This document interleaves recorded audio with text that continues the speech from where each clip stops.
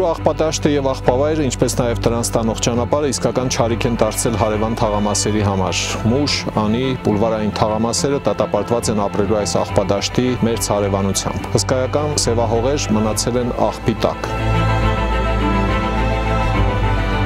Եվրատաշինքի նախընտրական ծրագրով մենք պլանավորում ենք կուլտիվացնել այս հողերը, նոր աղբատաշտ կառուցել, իսկ երկարաժամկետ հեռանկարում ունենալ աղբի վերամշակման գործարան։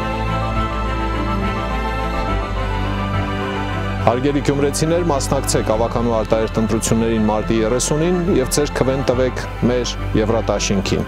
Քվեաթերթիկ համար 6։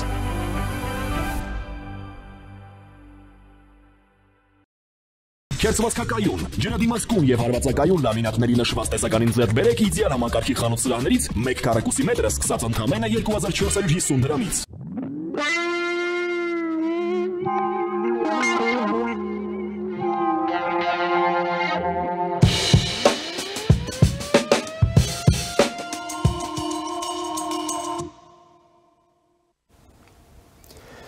Ողջույն հարգարժան տիկնայք եւ պարոնայք, առաջին լրատվականի եթերում Մեհրաբյան օնլայնն է, ես Ռուբեն Մեհրաբյանն եմ։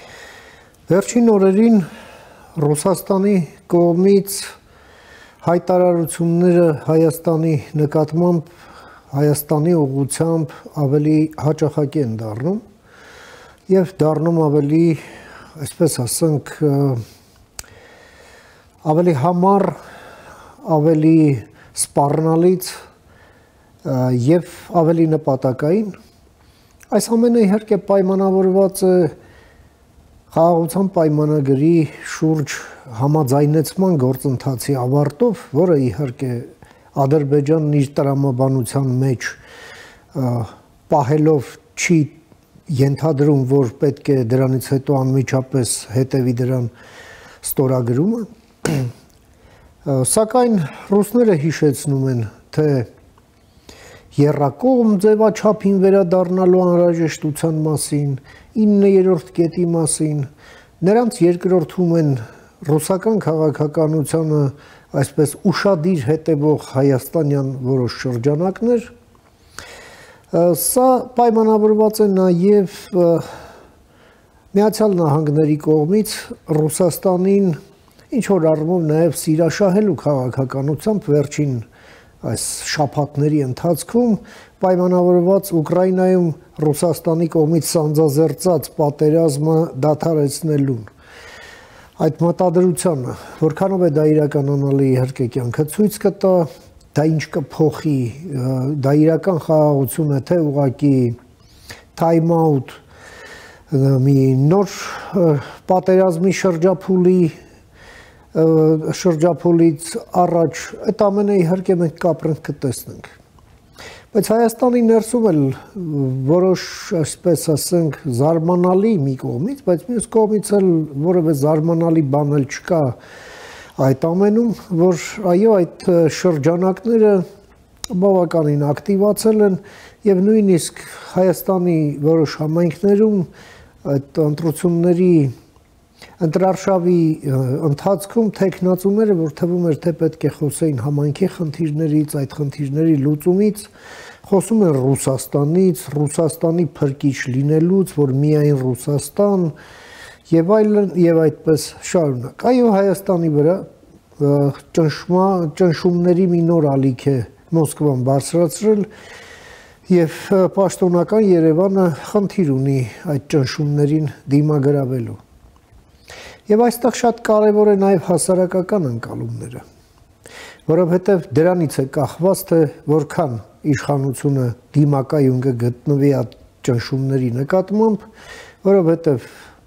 իշխանությունն էլ օբյեկտիվորեն էլ երկու քարի արանքում գտնվելով, բայց այնուամենայնիվ որոշ առումով նաև անհետևողական է իր որոշ գործողությունների մեջ, հատկապես կապված Ռուսաստանի ուղղության հետ, հիշենք, որ այս վերջին հարցազրույցը վարչապետի ընդհանրապես չշոշափվեց Ռուսաստանի թեման,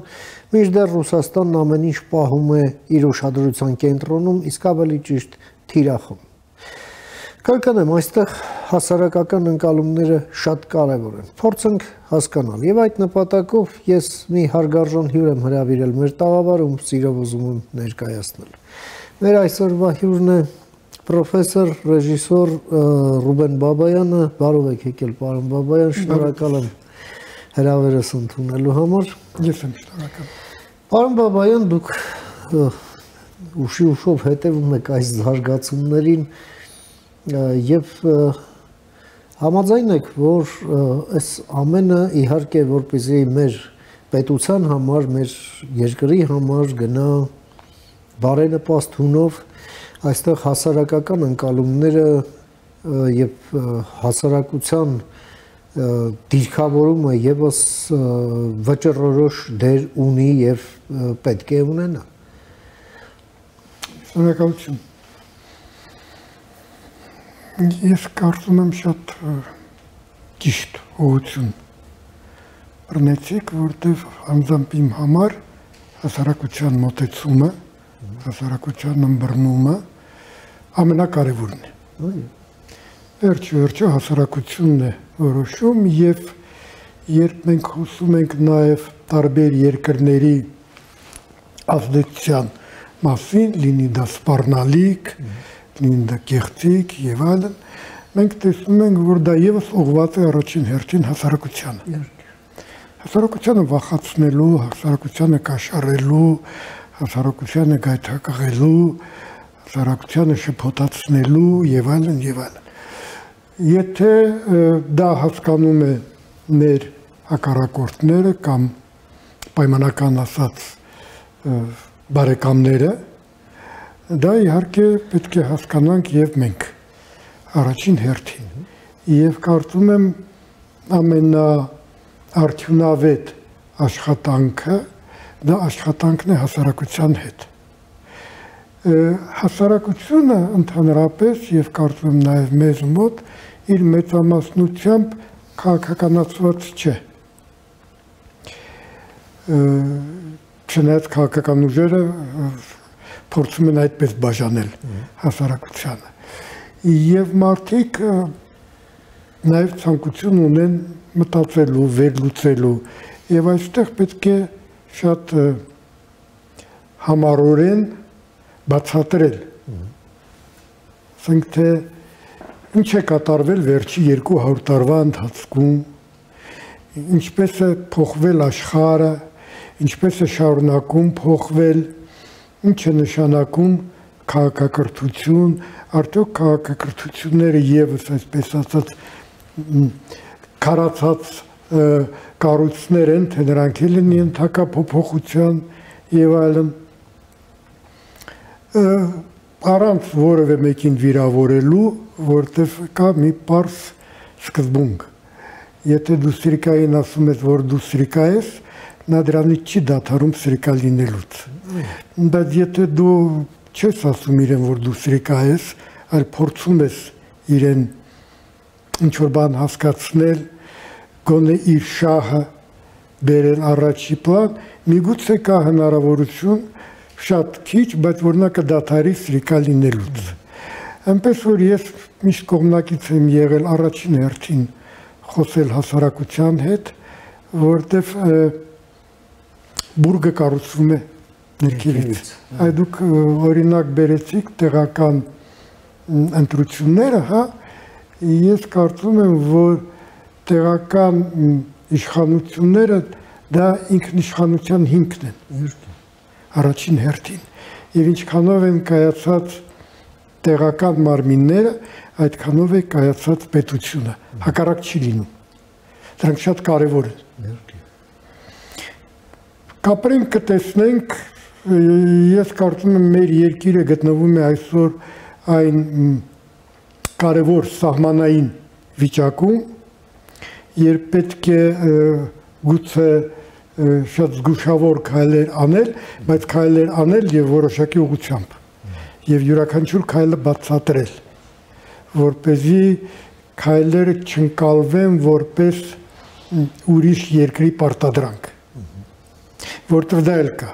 հաճախակի փորձելով կանխել քո առաջընթացը, քո ոչ բարեկամ երկրները ասում են, որ սա մեր թելադրանքն է, հասկանալով, որ դա միանգամից կառաջացնի հակա մոտեցում։ Այստեղ էլ պետք է տարբերակել, որտեղ ելի եմ ասում, թշնամին եւս աշխատում է հասարակության հետ։ Արբաբյան, երեք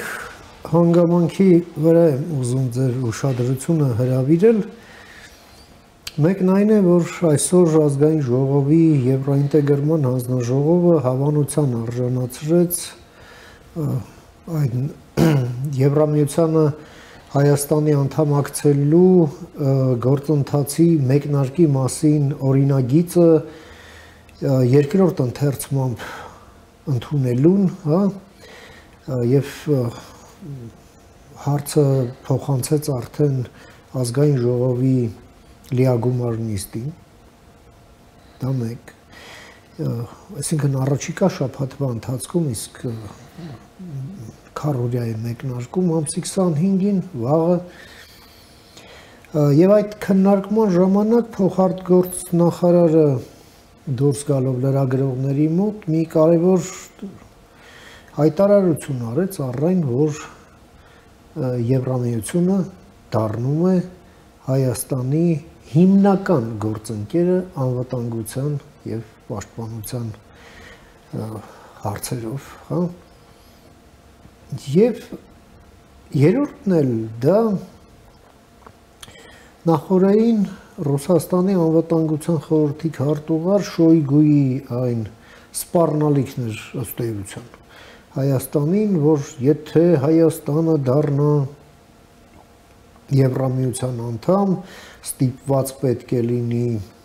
պատժամիջոցներ կիրառել Իրանի եւ Ռուսաստանի նկատմամբ եւ դա կանդրադառնա Հայաստանի տնտեսության վրա եւ չի կարող դրանից հետո մեր հարաբերությունները նույնը մնալ եւ այլն եւ այդպես շարունակ։ Այս Շոյգուի այդ հայտարարությանը հետևեց հետո այս երկու իրադարձությունները, այդ հանձնաժողովի նիստը որոշումը եւ փոխարտգործնախարարի հայտարարությունը, այսինքն այդ ամենը հաշվի առնելով ենթադրաբար, հա, այդ որոշումներն էլ ընդունվեցին եւ ինչ եք կարծում գալով էլի նախորդին, հա, նախորդ մեր հարցին, երբ այդ ռուսական ուժերը ըստ էության սկսել են տարփողել Ռուսաստանի անփոխարինելիության մասին, վախեցնել, սպառնալ եւ այլն։ Այսինքն այս պայքարը կա եւ հասարակությունն էլ այս ամենին իհարկե կողքից նայում եւ հարցեր է տալիս։ Իսկ բավոր կատուն գա մեզ վրա, հա, հայտնի դասականից համեցեք։ Շնորհակալություն։ Դե հիմա Շոյգուի ասած մի նորություն չի, հա։ Հա, ինչքան մենք գիտենք մեր հարաբերությունները Ռուսաստանի հետ, այդ ուրեմն բաղադրիչ միշտ եղել է։ Առանց մեզ դուք կործանված եք, առանց մեզ դեսկմորթեն եւ սա ասում եմ մոտավորապես 200 տարի ունի պատմություն։ Առավել եւս սրան ավելանում է ողբերգական էջերը մեր պատմության առ ցեղասպանություն, այն ցեղասպանությունը, որը տեղի ունեցավ նաեւ Ղարաբաղում եւ այլն բաներ։ Բայց ինչ է պետք անել։ Առաջինը պետք է դադարել վախենալ։ Վախը անջատում է ուղեղը։ Զգուշավորություն պետք է, սթափ գնահատական պետք է, բայց եւ սթափությունը եւ զգուշավորությունը նրանք համատեղելի չեն վախի հետ։ Վախը անջատում է ուղեղը։ Եվ երբ դու առաջնորդվում ես վախով, դու պարտադիր չէ եւ նույնիսկ ավելի մեծ հավանականություն կա, որ սխալ որոշում կկայացնես։ Որտեղ այդ ժամանակ դու սպառնալիքները ընկալում ես ոչ թե փաստեր իրար կողքի դնելով,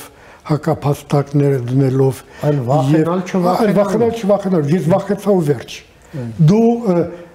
ցենց ասեմ, դու վերջը բերում ես առաջ։ Առաջնորդում ես վերջով։ Կարող է պատահի դու բերես տարբեր փաստարկներ եւ վերջը լինի եզրակացություն, որ պետք է հապաղել որոշակի չափով կամ հակառակարագացնել, բայց սա պետք է լինի սթափ վերլուծության արդյունքում, այլ ոչ թե առաջնորդվելով վախով։ Օգուտի տրամաբանության մեջ, այլ ոչ թե վախի։ Ես կարծում եմ, այո, ճիշտ բառ եք օգտագործում, Տրամպի թեթև ձեռքով հիմա այդ գործարք եւ օգուտ բառը շատ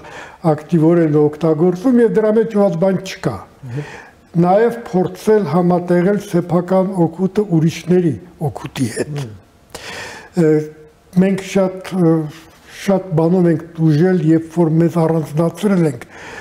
աշխարհում տեղի ունեցող process-ներից, մոտեցումներից, համարելով, որ դե մերը ուրիշ է։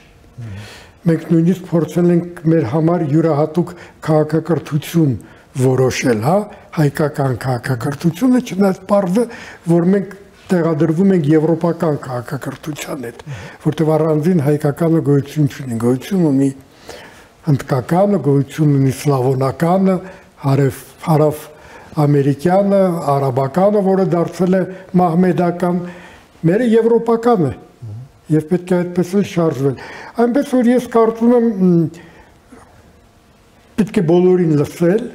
բայց չվախենալ երբեք։ Եվ երբեք էլ չոգևորվել, որտեղ սա էլ է տալիս բացասական արդյունքներ։ Սթափությունից լավ բան չկա։ Անկեղծ։ Պարոն Բաբայան, իրոք այս ամենը վկայում է շատ մեծ փոփոխությունների մասին, փոփոխություններ, որոնք տեղի են ունենում աշխարհում եւ այդ փոփոխությունները ունեն եւ չեն կարող չունենալ նաեւ տարածաշրջանային պրոյեկցիա։ Այդ թվում նաեւ մեր հարաբերությունների մասին է խոսքը մեր, այսպես ասենք, պրոբլեմային հարևանների հետ, Թուրքիայի եւ Ադրբեջանի։ Մենք Թուրքիայի հետ էլ տեսնում ենք առնվազն հռետորաբանության փոփոխություն, նաև տեսնում ենք, որ ավելի անկաշկանդ են դարձել շփումները, ավելի այսպես առօրյա, ոչ սենսացիոն, օրեր առաջ ժամանակավոր սահմանը բացվեց մեր հումանիտար շարասյան համար, որը ուղևորվեց դեպի Սիրիա, ինչն էլ Ադրբեջանում շատ մեծ դժգոհություն եւ ցասում առաջացրեց ու ստի ալիք որոշակի, որ նույնիսկ պաշտոնական Անկարան ստիպված հերքեց, հա։ Նո, այն մասին էր խոսքը, որ մեծ տեղյակ չեք պահել, դեռ անուն ազգանունով էլ ասացին, ով է տեղյակ պահել, ում է տեղյակ պահել, նույնիսկ արդեն այս մակարդակի խոսակցություն։ Ինչ եք կարծում։ Այս ամենն էլ դե բնական է հասարակության մոտ էլի հարցեր է առաջացնում, իսկ եթե հանկարծ մեկ էլ տեսակ, ախր մեր տառապանքը փորձ ունի, բայց չէ որ սենց բաներ շատ է եղել, մտածել ենք թե վերջ է սա, ինչ-որ բան կփոխվի, բայց եղել է դարձի շրջանասյուր, մի խաբվեք, մի շատ նշանակություն տվեք եւ այլն։ Եվ սրանք ավելի շատ դեռ իրենց պատասխան են սպասող հարցեր են, էլի, որովհետև դեռ կյանքը պետք է ցույց տա, սա ինչ է, ուր է տանում, վերջո process է սա։ Դեռ հասարակությունն էլ ոմանց մոտ ներվերը չի դիմանում, ոմանց մոտ այդ տեղեկատվության պակասն է ստրես առաջացնում եւ իհարկե լայն դաշտ է բացվում մանիպուլյացիայի համար։ Շատ պարզ։ Ձեր կարծիքով հասարակության արձագանքը սրան ինչպիսին պետք է լինի ուղղակի այնպեսինը, որ բխի հենց հասարակության շահերից, էլի երկարաժամկետ։ Շնորհակալություն։ Նախ կարծում եմ պետք է հասկանալ, որ այս աշխարհում որևէ բան կոնսերվացված չէ։ Այո։ Շատ արագ ամեն ինչ փոխվում է եւ պետք է կարողանալ այս փոփոխվող աշխարհում գտնել սեփական տեղը, որը կարտահայտի քո երկրի շահը։ Նայեք, նույնիսկ այն ինչ որ կատարվեց վերջի 1 տարվա ընթացքում Միացյալ Նահանգներ, Ուկրաինա, հարաբերություններ եւ այլն եւ այլն։ Մի քանի տարուց հետո կմգուցա ավելի շուտ դա կարող է լրիվ փոխվել 180 աստիճանով։ Եվ առաջնորդվել նրանով, որ ասենք թե կես տարի առաջ լրիվ ուրիշ իրավիճակ էր, բայց հիմա ինչ կատարվեց գլուխը խփել պատին, նույնիսկ ուկրաինացիները ցույց տվեցին, որ բոլոր դեպքերում պետք է գնալ որոշակի քայլերի հաշվի առնելով այն փոփոխություններ, որ տեղի են մնում Միացյալ Նահանգների արտաքին քաղաքականության հետ։ Սա ոչ թե խնդիր է դուր է գալիս, թե դուր չի գալիս։ Սրա հետ պետք է հաշվի նստել։ Փոփոխական է աշխարհը։ Եվ կարծում եմ հանրությունը այդ ձևով պետք է ընկալի։ Նախ հայ-թուրքական, հայ-ադրբեջանական հարաբերությունների վերաբերյալ։ Կարծում եմ ճիշտ է, որ տարբերակվող քաղաքականություն է վարվում։ Չկան երկու միանման պետություններ։ Նույնիսկ Բելոռուսը եւ Ռուսաստանն են տարբերակվում իրարից։ Կարծում եմ միգուցե ընդ որում սա նոր բան չի։ Նման տարբերակվող քաղաքականություն փորձել էր վարել դեռ հանրապետության 3-րդ նախագահ, այսպես ասած ֆուտբոլային դիվանագիտությունը Թուրքիայի հետ եւ ինչից էր դա գալիս։ Դա ոչ թե սեր էր Թուրքիայի հանդեպ եւ այլն, դա իրականում գալիս էր այո նրանից մտածելուց Հայաստանի անկախությունը, անվտանգությունը փորձել ապահովել նաեւ տարածաշրջանային հարցերը լուծելով։ Ընդ որում հետաքրքիր բան է, չէ՞, Հայաստանի ղեկավարներից 4-ից 3-ը դրա կարևորությունը տեսնում են։ Զգում են։ Մենակ մեկը չէր զգում։ Երկրորդը։ Ավելի շուտ նա անվտանգությունը կապում էր պարզապես ուրիշ երկրի հետ, այլ ոչ թե սեփական երկիրը ավելի ամուր դարձնելու եւ այն հասկացողությունից, որ փակ վիճակում Հայաստանը երբեք չի ուժեղանա, իսկ թույլ երկրի հետ խոսելու են այնպես, ինչպես խոսեցին եւ շարունակում են խոսել։ Այնպես որ կարծում եմ, ստեղ հասարակության համենայն դեպս, քանի որ հիշում եմ այն ժամանակ այդ ֆուտբոլային դիվանագիտության եւ հիմա կարծում հասարակության մոտ էլ կա տարբերակվող մոտեցում եւ սա շատ կարեւոր է։ Ընդ որում շատ հետաքրքիր բան է, որ այսօրվա իրավիճակում կարծես թե պետք է ավելի միասնական մոտեցում լիներ Թուրքիայի եւ Ադրբեջանի հանդեպ, որտեղ այն ինչ արեց Էրդողանը 44 օրվա պատերազմի ժամանակ համախմբեց, այսպես ասած, այդ երկու երկրները, այն ինչ որ չէր արել նախորդ նախագահ։ Բայց մենք սկսել ենք ավելի խորը մտածել եւ մենք հասկանում ենք, որ այդ դիֆերենցացված մոտեցումը ձեռնտու է Հայաստանին, որտեվ եթե դու չես օգտվում այն տարաձայնություններից, իսկ տարաձայնություններ միշտ էլ կա, նույնիսկ ամենաեղբայրական երկրների մեջ, դու պարզապես ոչ մի բան չես հասկանում դիվանագիտությունից եւ քո երկրի ամրությունը չես փորձում ամրացնել նաեւ այդ օղակները օգտագործելով։ Ես չգիտեմ ինչ կստացվի, ինչպես կստացվի, առավելևս այն իրադարձությունները, որ այսօր տեղի են ունենում Թուրքիայում, դեռ պարզ ինչով է ավարտվելու եւ ինչ արդյունք դա կունենա մեր համար։ Բայց որ մենք պետք է օգտագործենք ամեն մի քայլ, ամեն մի առիթ, որպեսզի կարողանանք ամրացնենք մեր երկրի անկախությունը, փորձենք ստեղծել հնարավորություն, որ երկիրը ուժեղանա, որտեղ մենք կարող ենք բազմաթիվ աղոթքներ անել, որ մենք պետք է ամրացնենք մեր բանակը, որ մենք պետք է դառնանք զարգացած երկիր եւ այլն եւ այլն։ Ամեն ինչ ողջունելի եւ լավ է, ինչպես միջև դու չկարողանաս զարգացնել տնտեսությունդ, իսկ տնտեսություն զարգացնելու համար կան պարտադրվող նախադրյալներ։ Դու պետք է ունենաս բաց սահմաններ, որպեսզի կարողանաս աշխարհի հետ շփվել եւ զարգացնել քո երկիրը։ Հակառակ դեպքում դու կմնաս ազգային հայրենասեր, բայց թույլ։ Եվ քեզ կնեղացնեն բոլոր նրանք, ովքեր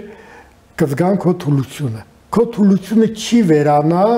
պարզապես բարի ցանկություններով։ Կան տնտեսագիտական, տնտեսական կանոններ։ Դու երկիրդ պարտավոր ես զարգացնել։ Դրա համար կան ուղիներ։ Չես օգտվի այդ ուղիներից, չես զարգացնի։ Ուզում ես 100 նախագահ եւ վարչապետ փոխի։ Եվ այս կարգավիճակը քեզ երբեք թույլ չի տա լինել առաջադեմ զարգացած տնտեսություն ունեցող երկիր։ Պարոն Հայաստանի կառավարությունը համագործակցում է ՆԱՏՕ-ի գլխավոր քարտուղար նախկին Անդերս Ֆոգ Ռասմուսենի հետ, ով վերջերս էր Հայաստանում, նա հանդիպումներ ունեցավ նախ Երևանում մեծ յոթնյակի անդամ երկրների դեսպանների հետ, փորձագետների հետ, հայ փորձագետների հետ, վարչապետի հետ, անվտանգության խորհրդի քարտուղարի հետ եւ ասուլիս հրավիրեց Իջևանում ընդ որում, ինչն էլ եւս հետաքրքիր է, սահմանամերձ քաղաք եւ ասաց մի բան, որ ես եկել եմ 3 ուղերձով Հայաստան։ Առաջինն այն է, որ նախ ողջունեց Ադրբեջանի հետ այս խաղաղության գործընթացը, որը շահագրգիռ ձևով առաջ է տանում Հայաստանը։ Երկրորդը խոսեց Հայաստան-Եվրամիություն հարաբերությունների սերտացման անհրաժեշտության մասին, եւ երրորդը խոսեց, որ ասելով, որ սա ուղերձ է արդեն Եվրամիությանը, որ առաջարկված խաղաղության խաչմերուկի շրջանակներում այդ տրամաբանության մեջ այդ Հայաստանի ենթակառուցվածքներում Եվրամիությունը մեծածավալ ներդրումներ իրականացնի։ Ինչ եք կարծում, մենք այսպես պետականորեն պատրաստ ենք արդյոք այս խնդիրը լուծելու այս պահին։ Դե ես չգիտեմ կոնկրետ այս պահին հնարավոր է թե չէ, բայց նայեք, Ռասմուսենը երկար տարիներ եղել է ՆԱՏՕ-ի գլխավոր քարտուղարը։ Եվ այն, որ նա հիմա չի զբաղեցնում այդ պաշտոնը, չի նշանակում, որ իր ազդեցությունը եւ երկրների եւ ոլորտների պաշտպանական ոլորտի վերաբերյալ պակասել է։ Այն, որ նա չի զբաղեցնում այդ պաշտոնը, դարձրել է իրեն ավելի ազատ արտահայտությունների մեջ։ Սա շատ կարևոր է։ Կա եւս մի կարևոր բան, նոր խոսեցինք տնտեսության զարգացման մասին, ճանապարհների մասին։ Ադրբեջանը հոյակապ ձևով հասկանում է, որ ստորագրելով խաղաղության պայմանագիրը շանս է տալիս Հայաստանին ամրանալ։ Բացում են սահմանները, տնտեսությունը սկսում է զարգանալ եւ այն ամեն ինչի մասին ասեց Ռասմուսենը, այո, այդ խաչմերուկը խաղաղության, տնտեսական, Եվրամիության մասնակցությունը սկսում է աշխատել իօգուտ Հայաստանի։ Դրա համար նա չի ստորագրում։ Դրա համար է նա ինչ-որ պատճառներ գտնում։ Պատրվակներ։ Եվ մենք դա հոյակապ ձևով հասկանում ենք, որտեղ դա եղել է դեռ 97 թվականից բարձրաձայնացված, հա, առաջին նախագահի կողմից, որ մենք գնալով թուլանալու ենք, թշնամին գնալով ուժեղանալու է։ Եվ այդ ժամանակ իրեն հակադարձել են նրանք, ովքեր կատարեցին այդ հեղաշրջումը, որ մենք կարող ենք նաև փակ սահմաններում զարգանալ։ 100 տարի զարգանալ։ 100 տարի զարգանալ։ Ինչպես մենք զարգացանք, մենք դա տեսանք, որ 30 տարվա ընթացքում Ադրբեջանը դարձավ շատ խոշոր խաղացող, Հայաստանը թուլացավ ու թուլացավ։ Ոստեղ խնդիրը միայն կոռուպցիան չէ։ Ադրբեջանում պակաս չի կոռուպցիան։ Այնպես չի, որ եթե այդ գումարները ներդրվեին տնտեսության մեջ, մենք կունենայինք հզոր, համահավասար Ադրբեջանի հետ, ոչ, չենք ունենա։ Իհարկե շատ ու շատ ոլորտներ միգուցե ավելի լավ զարգանեն, բայց միևնույն է մենք լինելու ենք թույլի կարգավիճակում։ Ես կարծում եմ, որ ինչքան մենք շահագրգռենք Եվրոմիությանը մեր հետ գործ ունենալ, տնտեսապես մեր հետ գործ ունենալ, չբացառենք դա, հույսը չդնենք միայն ընդհանուր արժեքների վրա, ժողովրդավարության վրա, որտեղ երկրները նաև առաջնորդվում են շահով։ Պետք է գտնել, թե որն է մեր ընդհանուր շահը, եւ այդ շահի վրա շատ ամուր կանգնել։ Իսկ ես կարծում եմ, որ մենք դրա համար երևի կան մասնագետներ, ես դժվարանում եմ ասել, որոնք կարող են բոլոր դեպքերում նաև հետաքրքիր դարձնել Հայաստանը Եվրոպայի համար վերջո մենք միակ քրիստոնյա երկիրն ենք, որը ունի 3 հարևան մահմեդական երկրներ, ընդ որում շատ տարբեր երկրներ։ Ինչպես կարելի է արդյոք դա օգտագործել։ Գուցե շատ շուտ որոշակի պայմանագիր կնքվի եւ Միացյալ Նահանգներու ու Իրանի մեջ։ Եվ եթե կնքվի ատոմային ուրեմն էներգետիկայի վերաբերյալ պայմանագիր, միգուցե այդ ժամանակ նաև այդ սահմանափակումները, եւ պատժամիջոցները հանվեն,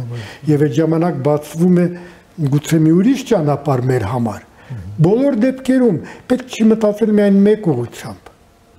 Մի քանի ուղղությունով մտածելը ճիշտ է, եւ ոչ թե միայն մտածել, այլ նաև աշխատել։ Այսպիսին է աշխարհը։ Դու չես կարող ձիերի նման, որ փակում են, որ մենակ ուղիղ գնան։ Ձիու համար դա լավ է, պետության համար լավ չէ։ Շնորհակալ եմ, պարոն Բաբայան, ձեր շատ կարևոր նկատառումները եւ եզրահանգումները մեր հեռուստադիտողին ներկայացնելու եւ ձեր ժամանակից մեր եթերին հատկացնելու համար։ Ես եմ շնորհակալ։ Բարի մնաք ձեզ։ Ահա մենք լսեցինք մեր գործընկերոջը պրոֆեսոր ռեժիսոր Ռուբեն Բաբայանին իր դիտարկումները կապված այս Հայաստանի ներսում եւ դրսում իրադարձությունների հանրային ընկալումների հետ։ Կարճ դադարից հետո կհանդիպենք, մնացեք առաջին լրատվականի հետ։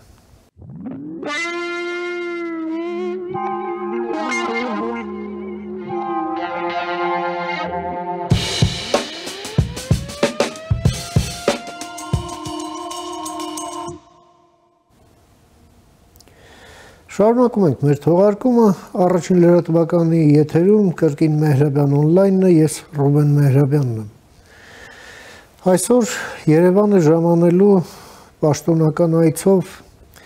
Իրանի Իսլամական Հանրապետության արտաքին գործերի նախարար Աբբաս Արաղչին։ Պաշտոնական հաղորդագրության մեջ օրակարգն է նշված հետևյալ ձևով, որ քննարկվելու են երկկողմ հարաբերությունների, ինչպես նաև տարածաշրջանային զարգացումների շուրջ հարցեր։ Եվ հանդիպում է լինելու Հայաստանի իր պաշտոնակցի Արարատ Միրզոյանի, վարչապետ Նիկոլ Փաշինյանի հետ, ինչպես նաև տեղի է ունենալու Աբբաս Արաղչիի գրքի շնորհանդեսը Երևանում։ Այս այցը համընկնում է Իրանում բավականին դրամատիկ քաղաքական պահի հետ, պայմանավորված, այսպես ասենք, ռազմավարական անորոշության մեծացման հետ, պայմանավորված Իրան-Միացյալ Նահանգներ հարաբերություններում ակնհայտ սրացման հետ, դա էլ իր հերթին պայմանավորված է Թրամփի վարչակազմի կողմից, ինչպես մամուլն է նշում, վերջնագնային բովանդակությամբ նամակի հետ, որը փոխանցվել է Իրանի հոգևոր առաջնորդին եւ որից հետո շատ կարճ ժամանակ անց Իրանն ուղղակի ասել է, որ իրենք այդ բանակցությունների կարիքը չունեն։ Մինչդեռ Միացյալ Նահանգներն էլ առաջարկում է հենց այդ բանակցությունները, որպեսզի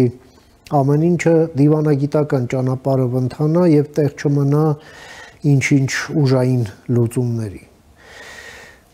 Եվ ահա, ինչպես ասացի, հենց այս պահին է, որ Հայաստան է այցելում Իրանի արտգործնախարարը։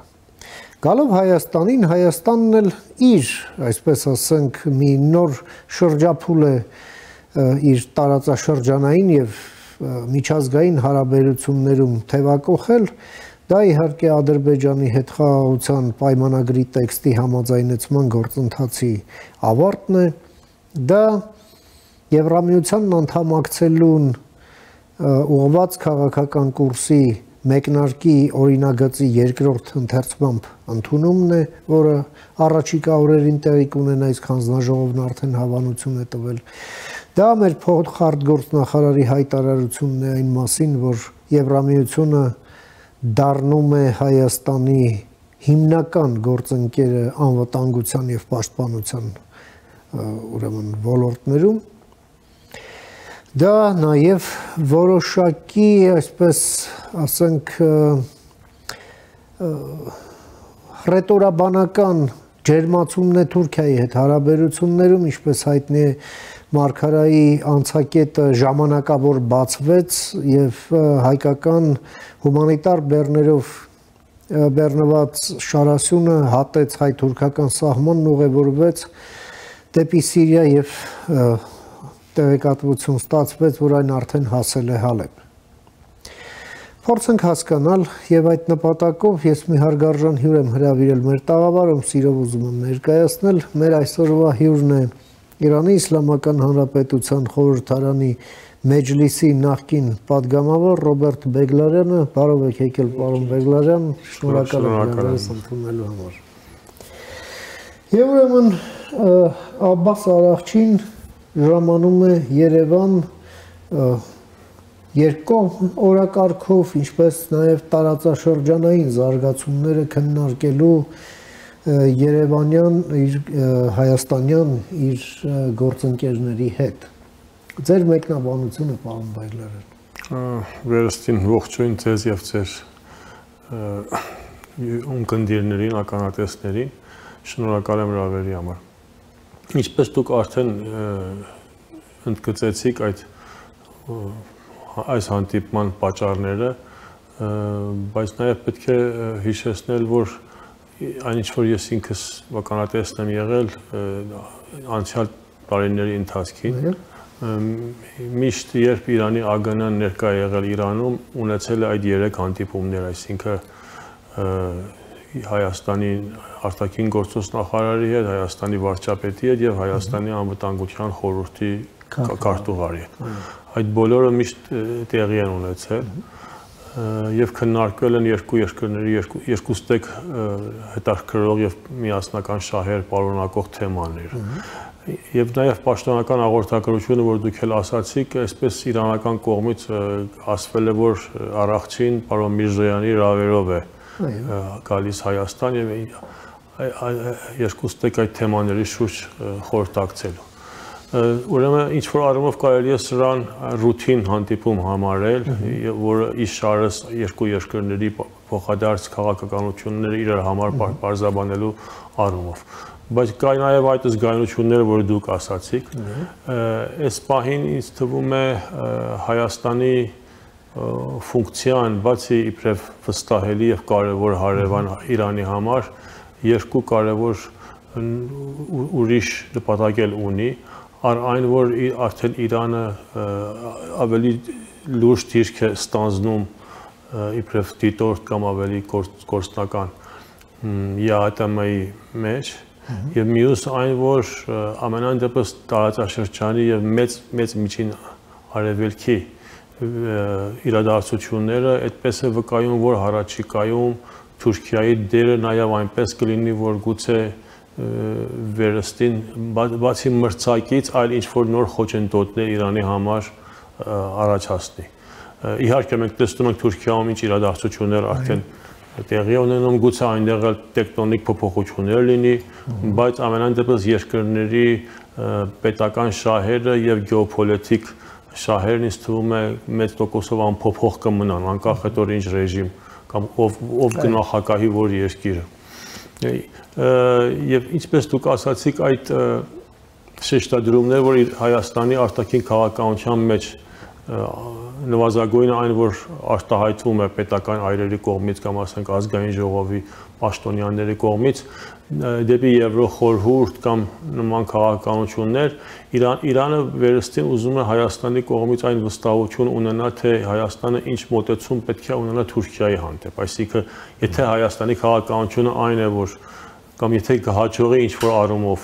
ասենք խաղաղության խաչմերու կամ չգիտեմ Թուրքիայի հետ սահմանի բացում եւ այլը, այստեղ դիվանագիտական եւ հատկապես անվտանգային առումով Հայաստան-Թուրքիա հարաբերությունները ինչ ուղղություն հավանական կարող է ստանալ, հավանական սցենարիոները ինչ կլինեն այստեղ։ Հատկապես որ եթե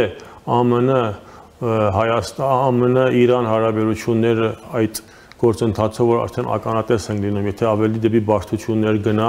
հետեւաբար երկու այսպես կարելի ակնկալել երկու մոտեցում, մեկ այն որ գուցե Հայաստանի վրա ԱՄՆ-ի կողմից ավելի ճնշում բանացվի իր հարաբերությունները Իրանի հետ ուրիշ հունի մեջ գծելու հարցով, երկրորդ այն որ թուրքական լծակը ինչքան կօգտագործվի արի ճնշում Հայաստանի, որովհետև նկատի առնելով որ Հայաստան այս պահին այնպես է ձևացնում, որ կարիք ունի այդ խաղաղության պայմանագրին, թե նաև այդ առումով էլ թուրքական գործոնը ի վնաս Հայաստանի եւ ի հօգուտ Իսրայելի եւ Ադրբեջանի ինչպես հանդես կգա։ Իհարկե միջանկյալ նկատի ունենանք, որ վերլուծաբանները այսպես են ձևակերպում, որ մեծ հավանականություն կա Թուրքիայի եւ Իսրայելի շահերը Սիրիայում բախվեն իրար եւ ինչպես արդեն ըստ երևույթին բախվում են։ Սրանք բոլորը այդ հավանական սցենարիոներն են, որ ինձ թվում է Իրանի համար շատ կարևոր են Հայաստանի դիրքորոշումները տրամաբանորեն քննարկել, առ այն որ թե Հայաստանի շահերը նկատի առնվի, թե այն որ Հայաստանը ինչ դեր է կարող ունենալ վերջապես օգուտ Իրանի շահերին, քանի որ ամենայն դեպս Իրանի ռազմավարական առումով ինձ թվում է շատ կարևոր է, որ թուրքական գործոնի դերակատարությունը տարածաշրջանում, այսինքն նկատի ունեմ հարավային Կովկաս, այսքանից ավելի պարզ ասեմ, Հայաստանի օժանդակությամբ չհզորանա։ Ես կարծում եմ դա շատ կարևոր է Իրանի համար։ Պարկ Բեգլարյան, մենք ըստ էության տեսնում ենք հետևյալը, որ այս հայ-թուրքական սահմանի ժամանակավոր բացումը ըստ էության այո ժամանակավոր բացում է, այն էլ բացառիկ ինչ-որ մի շարասյան համար, որը ուղևորվեց դեպի Հալեբ երևի եւ այդտեղով էլ վերադառնալու է եւ նորից փակվի։ Ընդ որում մենք տեսնում ենք Ադրբեջանն է մեծ դժգոհություններ հայտնել, ընդհանուր մինչև ուղղակի ստախոսությամբ զբաղվելը, որը արդեն ստիպված էր Թուրքիայի նախագահի ապարատը հերքել, հա, աշխատակազմը հերքել, դե ասում էին, որ մեզ տեղյակ չեն պահել եւ այլ, թուրքերն էլ համ տեղյակ պահողի անուն տվեցին, համ էլ իր այդ հասցեատիրոջ, թե ում է նաեւ տեղյակ պահել։ Ու այդ հաղորդագրությունն էլ այնպիսին է, որ շատ բան չի փոխվել, դե շարասուներ բաց ենք թողել, գնացել են, գալու են, լի փակենք։ Մեծ հաշվով Թուրքիան էլ առանձնապես տենց պատրաստակամություն չի հայտնում Ադրբեջանի կամքը ոտնահարի եւ Ադրբեջանից առաջ ընկնելով Հայաստանի հետ ինչ-որ հարաբերություն հաստատի։ Դե իսկ Ադրբեջանն էլ իր հերթին, մենք տեսնում ենք այս, այո, տեքստը համաձայնեցրել ենք, բայց Ադրբեջանի համար դա դեռ չի նշանակում, որ դրան հետևում է անմիջապես արդեն խոսակցություն չնայած հայկական կողմն առաջարկել է, որ եկեք վերջացնենք էլի։ Տեղ, օր, ժամ պայմանավորվենք, ստորագրենք, վերջանա։ Եթե համաձայնեցրել ենք, ինչն է պատճառը, որ չեք ստորագրում, չէ՞։ Բայց Ադրբեջանը տրամադրված չի։ Իհարկե իր նկատառումներով դե ունենք ինչ ունենք։ Սա անհանգստացնում է Իրանին, ձեր կարծիքով։ Այս process-ները նշածս էլի։ Իրանը միշտ հայտարարել է, որ կողմ է երկու երկրների խաղաղ միջոցներով հարցերի լուծմանը։ Բայց ինձ թվում է Իրանի համար ավելի շուտ այն է անհանգստացնող այս անորոշությունը։ Այսինքն հատկապես այն, որ այս վերջի ադրբեջանական անընդհատ հայտարարությունները, թե հայկական կողմից հրաձգությունները ելնում եւ այլն։ Դատարկ տեղ։ Այո։ Սրանք բնականաբար Իրանի համար ինչ որ զգոնության պահանջ կզգացվի, թե արդյոք կարելի է հարձակում կատարվի Հայաստանի հողի վրա եւ հատկապես Իրան-Հայաստան սահմանը խաթարվի, թե չէ։ Բնականաբար այդ առումով ես կարծում եմ Իրանի համար կարևոր կլինի։ Մյուս հարցը հետևյալն է. գուցեև եթե նման պայմանագիր, որ ինչպես ասացիք, Հայաստանի կողմից ինչ է հայտարարվել, եթե նման պայմանագիր թեկուզ թղթի վրա ստորագրվի եւ ինչ որ գործադրման փուլ սկսի այդ ուղղությամբ, գուցե Իրանին ինչ որ վստահություն ներշնչի, որ կարելի է ինչ որ չափով խաղաղություն ակնկալել իր հետագա ծրագրերը մշակելու համար, կամ ասենք ենթադրենք այս Թուրքիայի խնդիրը, որ մատնանշեցինք, կամ այն, որ հետագային ամենայն դեպս ես թվում է Իրան ներկա հարաբերությունները, որ Իրանը ունի Ռուսաստանի հետ, Իրանի աչքի չի կարող հեռու մնալ, թե Հայաստան-Ռուսաստան հարաբերությունները ինչպես են ընթանում։ Եվ նման խաղաղության պայմանագիր կամ նման ձևով խաղաղություն հաստատելով, հիմա ես ոչ ասում եմ ճակերտյալ, ոչ ճակերտյալ, հիմա այդ բաժինը չենք մտնում մեջը, բայց Իրանի համար դա կարևոր կլինի, որովհետև ասեցի, թե տնտեսականը կա, այս պահին Իրանի համար կարևոր ԵԱՏՄ-ի հարցով, որովհետև իր հարևանների խնդրով եւ տնտեսականի հարցով, թե սանկցիաների խնդրից ելնելով, թե հետագա զարգացման ծրագրեր, որ Իրանը ունի, ինձ թվում է այս պահին Հայաստանի կամուրջը շատ կարևոր է Իրանի համար։ Սրանք բոլորը գուցե Իրանի համար այդքանով է ընդգծվում, թե ինչքան կարելի է Իրանը վստահել իր հյուսիսը դեպի ավելի խաղաղ մթնոլորտի, որ իր հետագա կամ ավելի իր հարցերը էլ հանգիստ լուծի միջին արևելքում։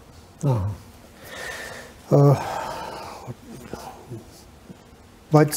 փաստացի մենք ունենք, պարոն Բեգլարյան, այն, որ ըստ մամուլի, ընդ որում հեղինակավոր արևմտյան մամուլի, Դոնալդ Թրամփը նամակ է ուղարկել Իրանի հոգևոր առաջնորդին եւ ըստ մամուլի նույնպես, չնայած ամերիկացի պաշտոնյաները դրա մասին չեն խոսում, նամակի մասին խոսում են, բայց բովանդակային առումով մամուլը հաղորդում է, որ տրված է 2 ամիս ժամանակ միջուկային գործարքի համար։ Աբբաս Արաղչին, որը գալիս է Երևան, 2 շաբաթ առաջ, թե ավելի շուտ, ասում էր այն մասին, որ մի րոպե, եթե ամերիկացիների ուզածը միջուկային գործարքն է, դա ընդհանրապես հարց չի, դա շատ արագ կարող է լինել մեջբերման ավարտ։ Ինչ եք կարծում, այստեղ միայն միջուկային հարցը չի, ըստ այդմ, հա? Մանավանդ, որ Այաթոլլա Խամենեին էլ խոսում էր այն մասին, որ ամերիկացիները մեզ թելադրում են, թե ում հետ ինչ հարաբերություններ ունենանք, ինչպես ունենանք եւ այլ, իսկ մենք այդ հարցերը չենք ուզում որևէ մեկի հետ քննարկենք, դա մենք ենք որոշում, դա ասում էր Իրանի հոգևոր առաջնորդը։ Հիմա, երբ այդ նամակի մասին տեղեկատվությունը հրապարակվեց, շատ կարճ ժամանակ անց նույն Աբբաս Արաղչին ասաց այն մասին, որ ոչ մի բանակցություն էլ պետք չի Միացյալ Նահանգների հետ, որովհետև նախկինի փորձն ունենք, ցույց է տալիս այդ փորձն էլ, որ դա անօգուտ է, իմաստ չունի, չենք խոսում։ Հիմա հարց լավ բանակցությունները առաջարկվում են մերժվում են, բա հաջորդիվ ինչա լինում համեցեք։ Քանի հանգամանք նկատի առնենք, նախ այն, որ մենք գիտենք, որ այս տարվա հոկտեմբերի այդ ժամկետային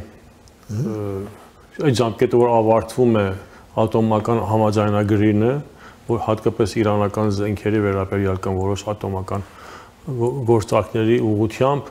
այն մեխանիզմը, որ կոչվում է ցքանի trigger մեխանիզմը,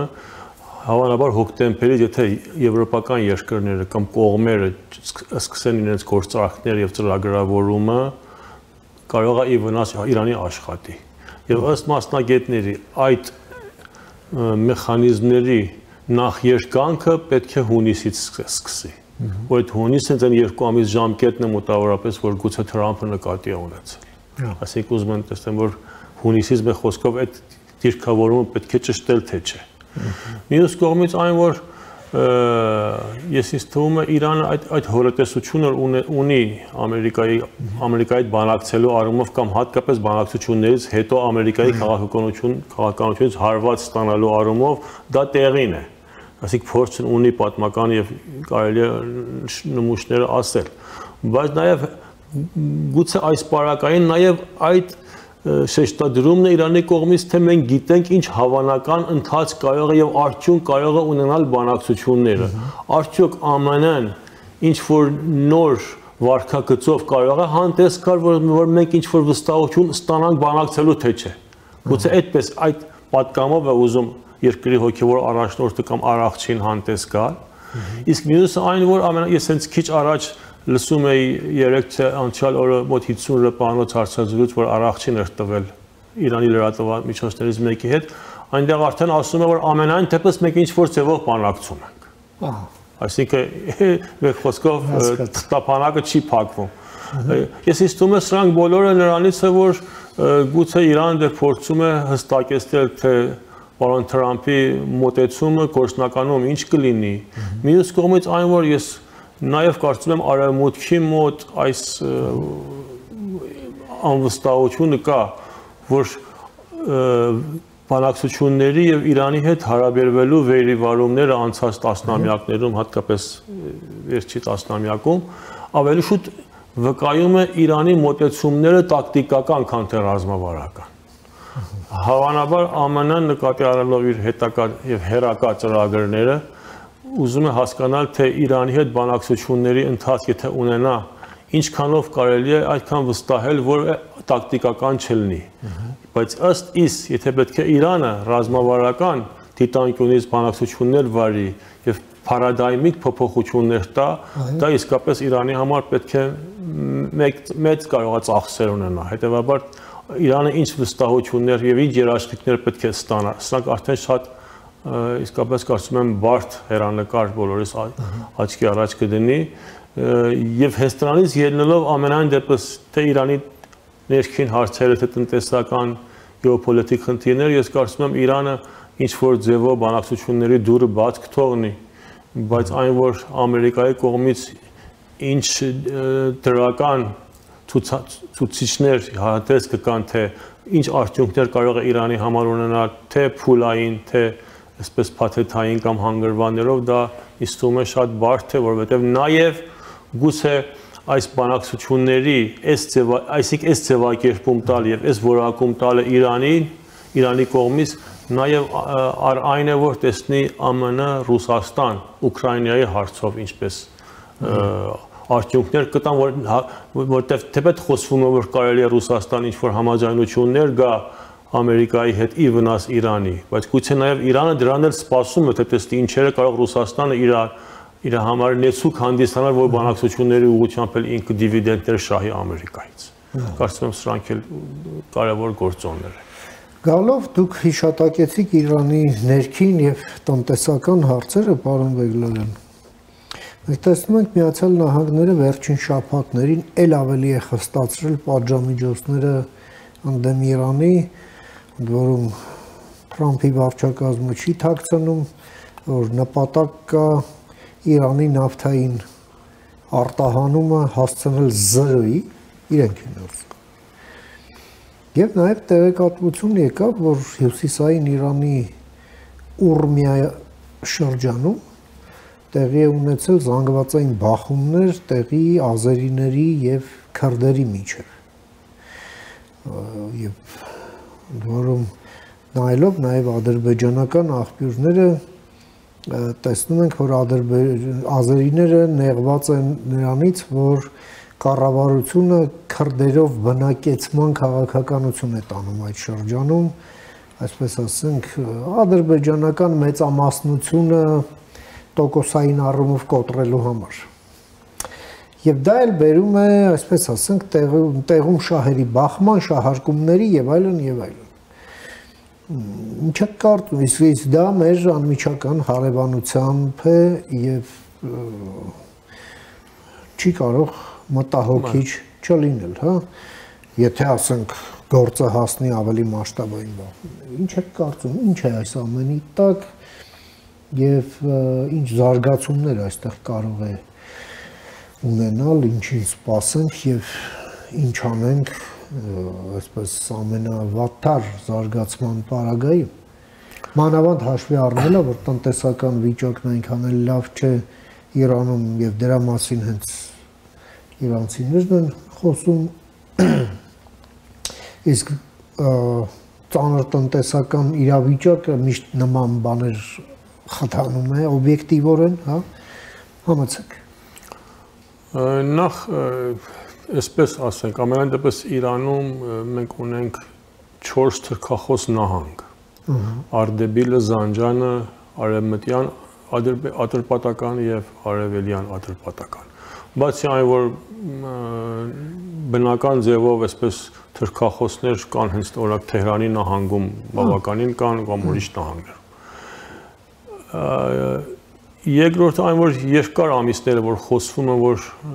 նման խժդժությունների կամ նման այսպես պանտուրքիստական տարբեր հոսանքների հովանավորություն օգտագործվում է կամ ներշնչվում է, ասենք Թուրքիայի կողմից, Ադրբեջանի կամ ուրիշ այսպես ուժերի կողմից։ Երրորդը այն, որ այն բառապաշարը, որ Ֆիդանը օգտվեց քանի շաբաթ առաջ Իրանի դիմաց, դա արդեն վկայում էր, որ ինչ-որ բարդություններ կան։ Բայց Ուրումիայի պարագային ես կարծում եմ այդպես չէ, այսինքն փաստն էլ այն է, որ Ուրումիայում վերջապես միշտ քուրդեր եղել են, փոքրամասնություն էլ չեն եղել։ Հիմա դեմոգրաֆիկ փոփոխությունները դա պետք է քննարկել, բայց ամենահայտնի օրինակը այս եղավ, որ հենց անցած տարի խորհրդարանի Իրանի ազգային ժողովի խորհրդարանի ընտրություններին առաջին անգամվա համար, եթե սխալվեմ, Ուրումիա քաղաքը 3 պատգամավոր ունի, 3-ն էլ քուրդ ընտրվեցին։ Այսինքն, եթե այդպես փոփոխություններ տեղի ունեցել, նորություն չէ։ Երևույթն էլ այսպես եղավ, որ Ուրումիայում նահանգապետարանը արտոնեց քուրդերի նորուզի առիթով հանդես կազմակերպեն, ըստ երևույթին այդ հանդեսում նաև ինչ-որ անջատողական արտահայտություններ եղել է։ Անմիջապես թուրքախոսները կազմակերպեցին, որը նաև կարծեմ թուրքական թե ազերիական ինչ-որ գործակալներ ձերբակալվեցին արդեն։ Հետևաբար, այսինքն վերլուծությունները այդպես են ասում, որ նման ծրագրավորումներ նաև եղել է, այսինքն հարևան երկրների կողմից։ Մեկ խոսքով եւ ինչու՞ չէ այս էլ ասեմ, ինչ որ արտահայտություններ, քաղաքականություն ճշտելու առաջարկներ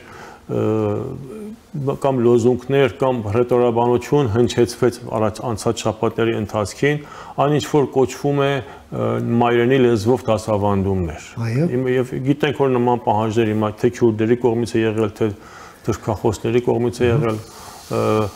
Այդ քաղաքականության առումով էլ պարոն Փեզեշքյանի կառավարությունը ինչ որ առումով որոշ վերլուծաբանների համապատասխան ճիշտ քաղաքականություն կամ արտահայտություն չի ունեցել անցած շաբաթների ընթացքին։ Սա էլ մի քիչ այսպես դրդիչ դեր է ունեցել ինչ որ թյուրիմացություն դուր բացել, թե ինչ քաղաքականության պետք է հանդես գան կամ բողոքի ալիք բարձրացնել։ Հետևաբար սրանք ամենը կարևոր այս թվում է ի վերջո իրադարձություններ են, որ բնականաբար Հայաստանի համար իբրև հարևան երկիր չի կարող ուշադրություն չգրավի, բայց Իրանում էլ կարծում եմ հետևաբար զգոն են եւ հատկապես պետք է փորձեն, որ մեկ քաղաքականություն մշակեն, որը ինչպես դուք եք ասում, հատկապես այս տնտեսական բարդությունների ֆոնի վրա, այդ ալիքի վրա մեկ խոսքով նման ուժեր արտաքին կամ ներքին այսպես չօգտագործվեն կամ չփորձեն սավառնեն դեպի ինչ որ վնասներ հասցնելու Իրանի հողային ամբողջականությունը կամ ազգային միասնականությունը, որը անշուշտ ինձ թվում է Հայաստանի համար իբրև հարևան երկիր կարևոր։ Պարոն Բեգլարյան, եւս մի կարևոր հարց փաստորեն Արարչիի այցը Երևան համընկավ երկու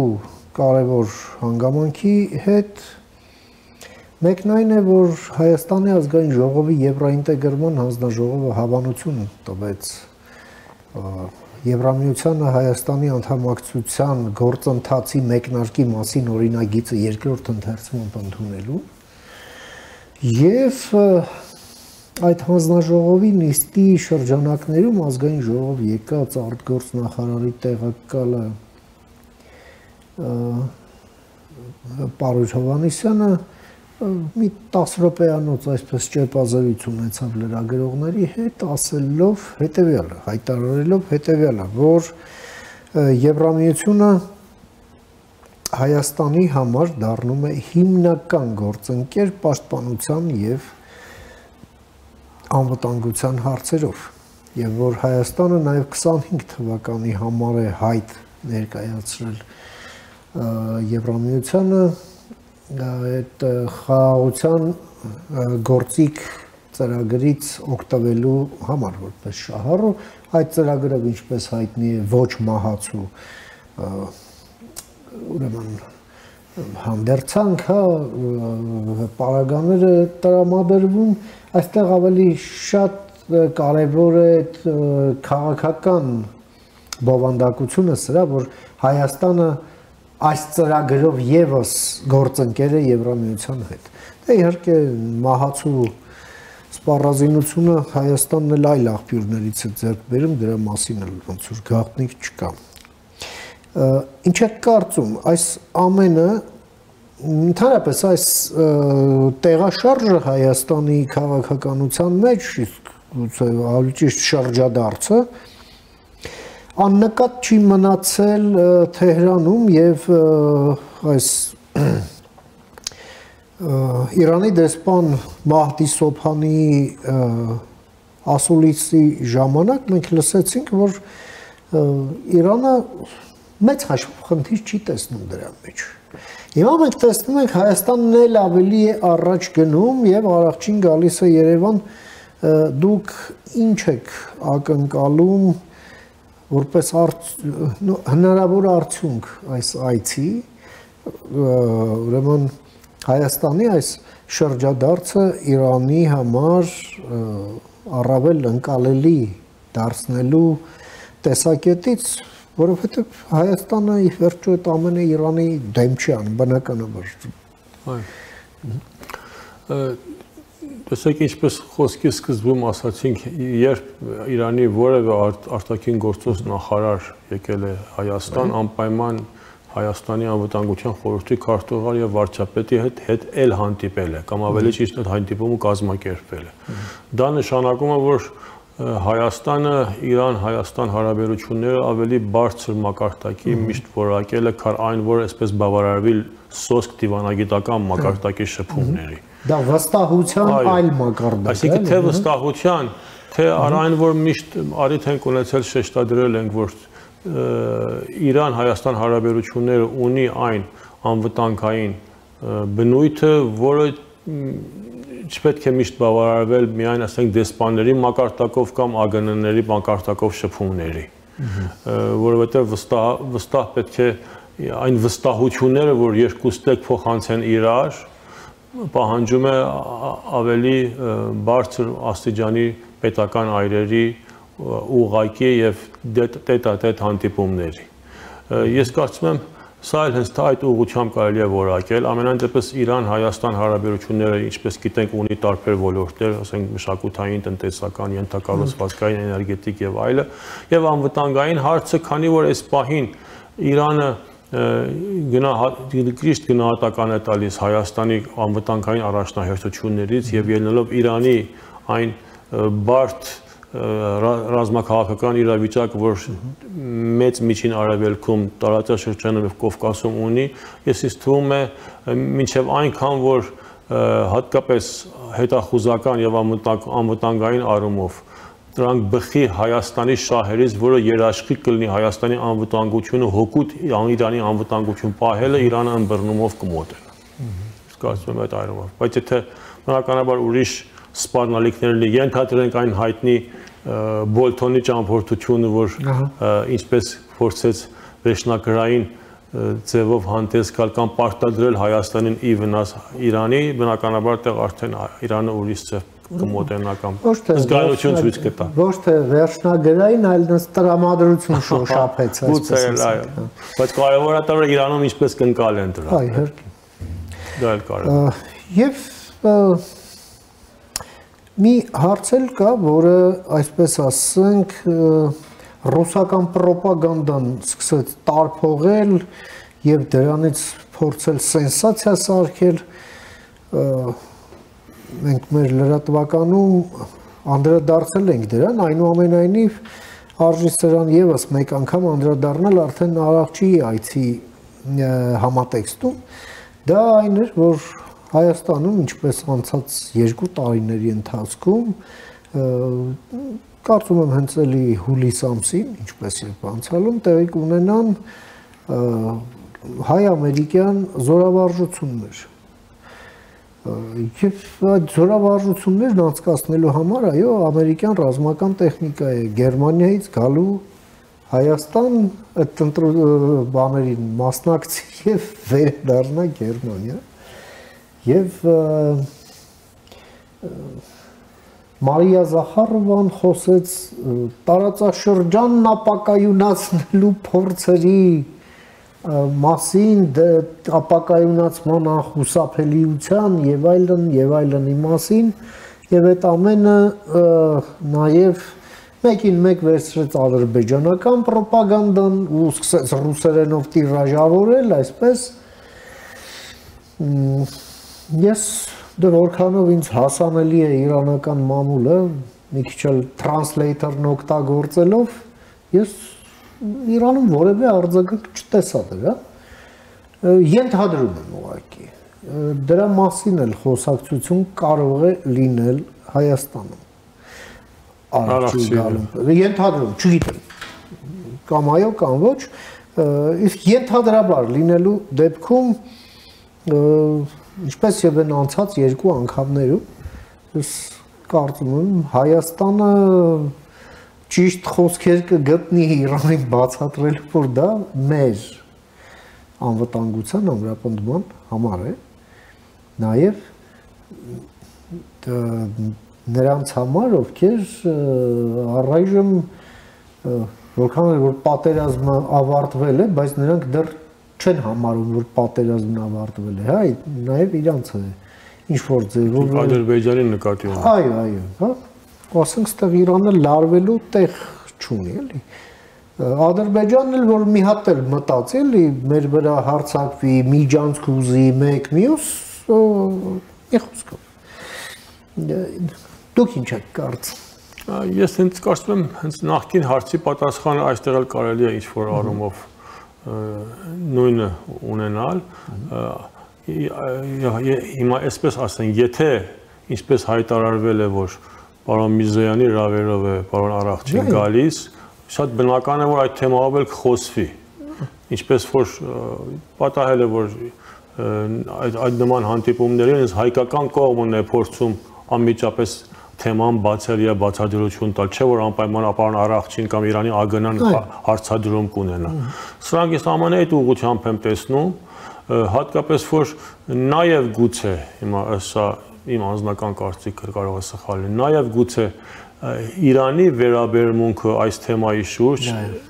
այս մասշտաբը, որ հիմա պետք է տեղի ունենա կամ մասին խոսվում է, գուցե նաեւ ինչ որ դրական սիգնալ լինի Ամերիկային, թե Իրանը ամենայն դեպս կարևորությունը տալիս իր սահմանակից մտերիմ հարևան երկրի անվտանգությանը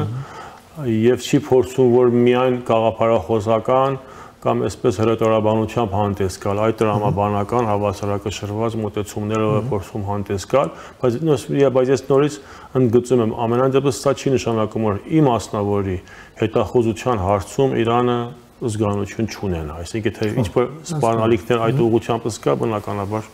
ուրիշ որակում կստանա Իրանի զգուշավորությունը, զգանությունը կամ արտահայտությունը։ Շատ շնորհակալ եմ, պարոն Բեգլարյան, ձեր այս կարևոր նկատառումները մեր բարեկամ հարևան Իրանի արտգործ նախարարի այցի նախօրեին մեր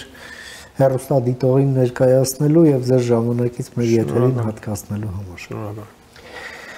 Մենք զրուցեցինք մեր գործընկեր Իրանի Իսլամական Հանրապետության Մեջլիսի նախկին պատգամավոր Ռոբերտ Բեգլարյանի հետ, լսեցինք իր դիտարկումները կապված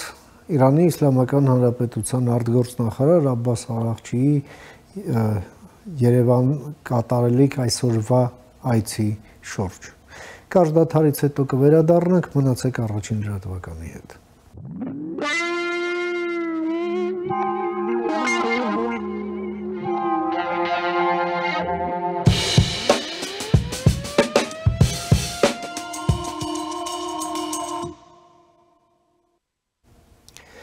Շարունակում ենք մեր թողարկումը, առաջին լրատվականի եթերում կրկին Մեհրաբյան օնլայնն է, ես Ռուբեն Մեհրաբյանն եմ։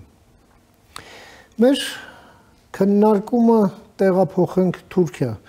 Թուրքիայում տեղի են ունենում վերջին տասնամյակում ամենազանգվածային բողոքի ցույցերը ընդդեմ Էրդողանի կառավարման։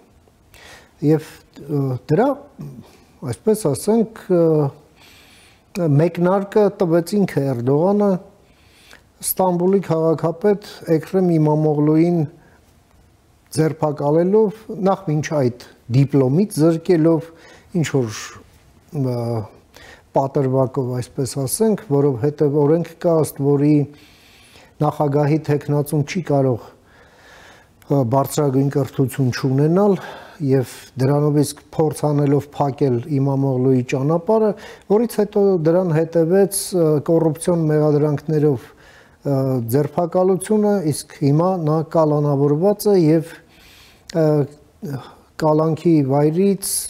կոչ արեց բոլորին իր կողմնակիցներին լցվել հրապարակներ եւ փողոցներ Թուրքիայի բոլոր քաղաքներում։ Եվ այո, Թուրքիան եռում է ներկայումս, ցույցերը չպակասեցին եւ դրան զուգահեռ էլ էականորեն տուժում է Թուրքիայի տնտեսությունը։ Փորձենք հասկանալ, ինչ միտումներ են այնտեղ ձևավորվել, ինչ, այսպես ասենք, նախնական եզրակացություններ կարելի է անել, փորձենք հասկանալ եւ այդ նպատակով ես մի հարգարժան հյուր եմ հրավիրել մեր տաղավար տեսակապով, ում սիրով ուզում եմ ներկայացնել, մեր այսօրվա հյուրն է հրապարակախոս Մերձավոր Արևելյան քաղաքականության հարցերով փորձագետ, գրող Հակոբ Նալբանդը, բարև ձեզ պարոն Նալբանդ, շնորհակալ եմ հրավերս ընդունելու համար։ Ալզոպարին, Վարոն Էրավյան։ Պարոն Նալբանդ, դուք հուշի-հուշով հետևում եք Թուրքիայում իրադարձություններին, ինքներդ ծնված եւ մեծացած լինելով Հալեպում, իսկ Թուրքիան էլ մեծ ազդեցություն ներկայումս ունի Սիրիայում եւ ահա տեղի է ունենում այն, ինչ տեղի է ունենում։ Դուք ձեր գիտելիքներով Թուրքիայի հասարակական ընկալումների եւ հասարակական տրամադրությունների վերաբերյալ ինչ եզրակացություն ունեք այստեղ։ Ինչ է սա եւ ինչ միտումներ են ձևավորվել։ Համեցեք։ Այո, Բարոն Մերավյան, մենք հիշենք հոկտեմբեր ամսուն, երբ որ ազգային շարժման ղեկավարը Բեհրետ Բահջալին գոչ ուղղեց քյուրդական կուսակցություններում, որ Աբդալլա Օջարանի հետ ինչ-որ համացանության հասնին, արդեն այս երևույթին մենք ոտնացայինները գլսեինք Էրդողան իհարկե քիչ առաջ նշում էիք Թուրքիայի սահմանադրության 101-րդ գետի համաձայն պետք է Թուրքիայի նախագահը բարձրակույն դիպլոմ ունենա առաջին գետ, իսկ երկրորդ գետը պետք է նախագահը 2 անգամ ընդրվի։ Իսկ Էրդողան հագարակ ինչքան ցինիկ լինի դիպլոմ չունի Էրդողան հաջող ընդդիմությունը գտնի Էրդողանին վրա որ դիպլոմը ցույց տուր բայց Էրդողան դիպլոմը ցույց տա որով ինքը չի ավարտած չէ իսկ Էկրեմ Էմամօղլիի դիպլոմը արդեն ամսու 19-ին ցերպակալեցին Էկրեմ Էմամօղլիին իսկ ամսու 18-ին արդեն դիպլոմը չեղարկած էին ինքը Գիբրոսի համալսարանին Փոխանդետևի Իստանբուլի համալսարան, որ շատ հին համալսարան է 1453 հաստինչև արմատները, այսինքն քաղաքական ակտ է այս մեկը Էրդողանը արդարադատությունը իբր զենք կօգտագործի, ժողովրդի երկրի մեջ ժողովրդավարությունը սառնարան կտրվի, գախիճի վրա կգախվի, սահմանադրությունը չի գիրառվի, այսպիսի արդյունքներով կհասնի։ Գիտեք Թուրքիայի մեջ արդարադատության օրենսդի սահմանած Կորզատիր բոլոր այս հիմքերը pedagogiության խախտված են բոլոր Էրդողան լիազորությունը իր ցերկի մեջ հավաքած է եւ այսպես նախաբես արդեն Ստամբուլի 4 համայնքավետ մենք խոսած ենք այս հարցին շուրջ գարանավորված են օրինակ Բեշիկտաշի, Բեյկոզի, Շիշլիի դարբեր շրջաններով որոնք ժողովրդի հանրապետական կուսակցության անդամներ էին հերթականությամբ հասավ մինչև Էկրեմ Էմամօղլու մենք չմոռանանք Էկրեմ Էմամօղլուն ամենամեծ մրցակիցն է Էրդողանին Իսկապես կվախնա Էրդողան մրցակցության Էմամօղլիի հետ, որովհետև արդեն 4 անգամ գրած է իրենց Ստամբուլի մեջ Էկրեմ Էմամօղլը։ Դեսեք 3 շատ հատկանշական օրեր թուրքական ժողովրդավարության համար ժողովրդի հանրապետական կուսակցությունը 3 նախնական ընդդրություն կազմակերպեց եւ իր տեխնազուն որոշեց։ Միակ տեխնազուն էր Էկրեմ Էմամօղլը, որ նախագահական ընդդրությունում պիտի մասնակցի։ Իմիջայլոց Անկարայի քաղաքապետը Yavaşը Mansur Yavaşը ինքնապատասխան հայտարարեց, բայց շատ խիստորեն Էկրեմ Էմամօղլիի գողը գտնած է։ Նույնպես 16 կուսակցություն, իսկ 3 գիշեր Թուրքիայից արդեն ամեն գիշեր Ստամբուլի քաղաքապետարանի շուրջ միլիոնավոր մարդիկ կհավաքվին, աջելով գաջի 69 քաղաքի մեջ ցույցեր կազմակերպեին 81 նահանգ է Թուրքիան 81 նահանգ են 69-ի մեջ արդեն ցույցեր կազմակերպվին ցույցերը աջելով պիտի աջին եւ 3 շատ ուշագրավ հայտարարություն կատարեց Özgür Özel ժողովրդի հանրապետական կուսակցության ղեկավարը սա որ դեսեք ժողովրդի հանրապետական կուսակցությունը 1.750.000 անդամներ ունի 1.750.000 անդամներն 1.653.000 արդեն քվե օգտագործած էին իրենց քվեն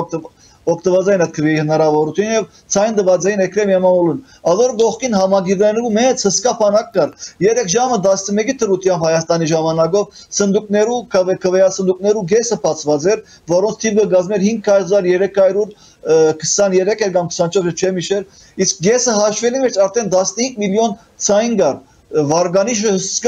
հսկա աճ արձանագրած է մենք չմոռնանք անցյալ դարի ընդրություններուն Էրդողան 22 միլիոն քվեով ընդրվեց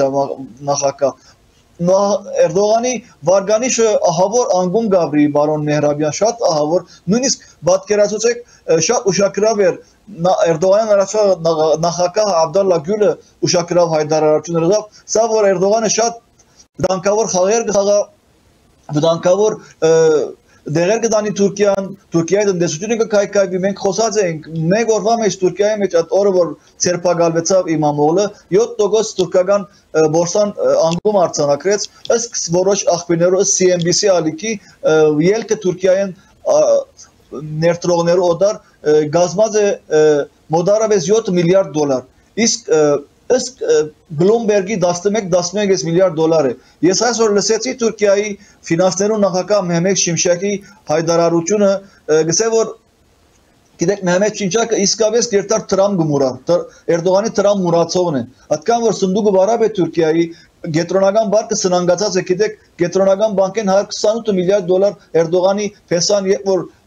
ֆինանսներու նախարար էր 128 միլիարդ դոլարը Թուրքիային կոլորշացած է ոչ մեկը չգիտեր Ջագադակիրի մեծ գումարին իսկ Մեհմեդ Շիմշակ ստիպված իմիջայլոց քյուրդ է ստիպված գնաց աստեղ անդեղ հատկապես Լոնդոն գերտար ֆինանսիստներն մոտավորապես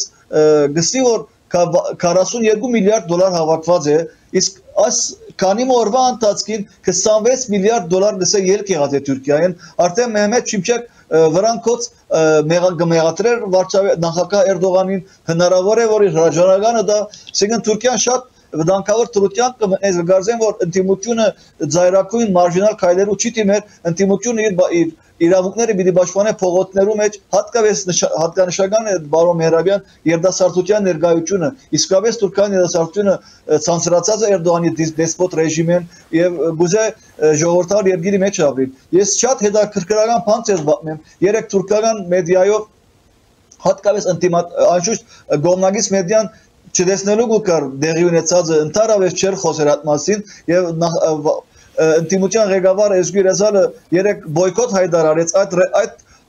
ապրանքները որ ռեկլամը գլա այդ ալիքներով սա մի կնեք այդ ապրանքները այսօր հակին անդրադարձը կա Թուրքիայի մեջ իսկ ինտիմատիր մեդիայով երեք արդեն Էրդողանը կհայմադեին շատ հետաքրքրական է որ մենք տեսեք ինչպեսի դիրքորոշում են ինտիմատիր գուսակցությունները Էրդողանի Ալիևի նկատմամբ երեք արդեն լրիվ կհայմադեին Էրդողանը Ալիևի եւ Լուկաշենկոյի հետ գսեին Էրդողանը Ալիևին փոխելու Ալիևը Էրդողանին փոխեց եւ հիմա տեսեք 4 օրով ոստիկանադան մեջ մնաց Էկրեմ Էմամօղլը երեք արդեն դեղափոխեցին ցերպակատին տադախազության տեղափոխեցին եւ տադախազության բջիջ գայացավ որ պետք է դեղափոխվի փանդ բայց հետաքրքրական է այդքան ռիսկ չրավ Էրդողանը տադաբարդելու Էկրեմ Էմամօղլն տերորիստական մեղատրակներով այլ գաշարագերական մեղատրակներով տադաբարդեց շատ հատկանշական է որ վգաները որ ցուցում դված են այդ վգաները անհայտ վգաներ են այսինքն մեկ խոսքով թադրոն է շինձու իսկ Էրդողանի վախերը լրիվ դուրս դրված են արդեն Թուրքիան հղի է շատ վտանգավոր աբակայով ճգնաժամային իսկական սահմանադրական ճգնաժամ է Թուրքիայի մեջ բարոն Մեհրաբյան Պարոն Ալբանդ հարցը այստեղ հետեւյալն է որ այո Թուրքիայում ժողովրդավարության ճգնաժամը դեռ վաղուց է հիմա այո նաև կառավարման ճգնաժամ է մենք տեսնում ենք լրջագույն ճգնաժամ հասարակության եւ իշխանության միջև եւ տեսնում ենք որ հանգուցալուծումները այսպես խիստ անորոշ են եւ տեսնում ենք բռնության աճ եւ արմատականացման վտանգ մենք տեսնում ենք եւ դա տեղի ունենում երկուստեք մի կողմից ոստիկանությունն է բավականին լայն ուժային այսպես գործիքակազմ օգտագործում ցուցարարների դեմ ցուցարարներն էլ հետ չեն մնում եւ չնայած ես նաեւ լրահոսով նայեցի որ ընդդիմադիրները կոչ են անում մասնակիցներին չսադվել եւ բռնի գործողությունների չդիմել բայց մենք տեսնում ենք որ էլ ծծմբական թթու են օգտագործում ոստիկանների դեմ, հա, դե ձերք, ոտք, փայտ, քար, այն ինչ-որ պայթուցիկներ եւ այլն, հա, մոլոտովի կոկտեյլներ եւ այլն։ Այս ամենը նաեւ վկայում է հասարակության պառակտման մասին, հա։ Մենք որովհետեւ տեսնում ենք որ իշխանությանը սատարող ինչ-ինչ շրջանակներ ներկայումս կարծեք թե երես են թեքում իշխանությունից, հա մի մասը օրինակ ազգայնականների այսպես սեգմենտը քրդերը հա որ մշտապես դե քեմալիստները տասնամյակներով կառավարել են Թուրքիան եւ քրդերին շատ այսպես փորձությունների ենթարկել, բայց մենք հիմա տեսնում ենք այնտեղ այսպես հակվածությունը ավելի շատ դեպի քեմալիստներն են, քան Էրդողանը։ Նրանք խաբված են համարում իրենց Էրդողանին։ Նույնը ազգայնականները, որոնք ժամանակին միշտ եղել են դաշինքի մեջ քեմալիստների հետ, ավանդաբար։ Հետո դաշինքի մեջ էին Էրդողանի հետ եւ հիմա տեսնում ենք այսպես ինչ որ այդ ճամբարն էլ է պառակտված, այսպես ասենք։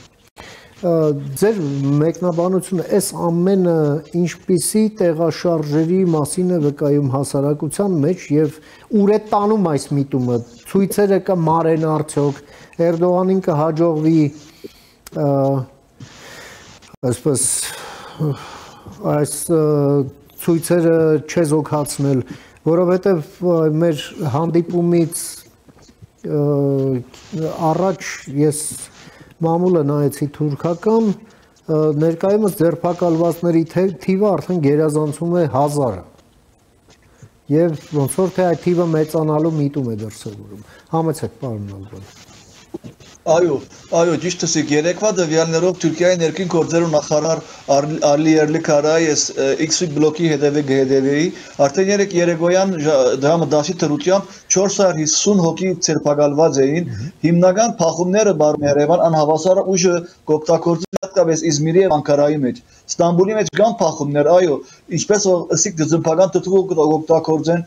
թուրքական հասարակությունը բարոն Մերաբյան շատ խիստ ծավով փևերացված է, իսկ Էրդողան այս փևերացումն իսկապես գսնվի։ Էրդողան դիդավորյալ թուրքական հասարակությունը գփևերացնե, որ իր իշխանությունը շարունակի, որով իր իշխանության կոյության իմաստը այդ փևերացման մեջ է։ Շիա, սուննի, քուրդ,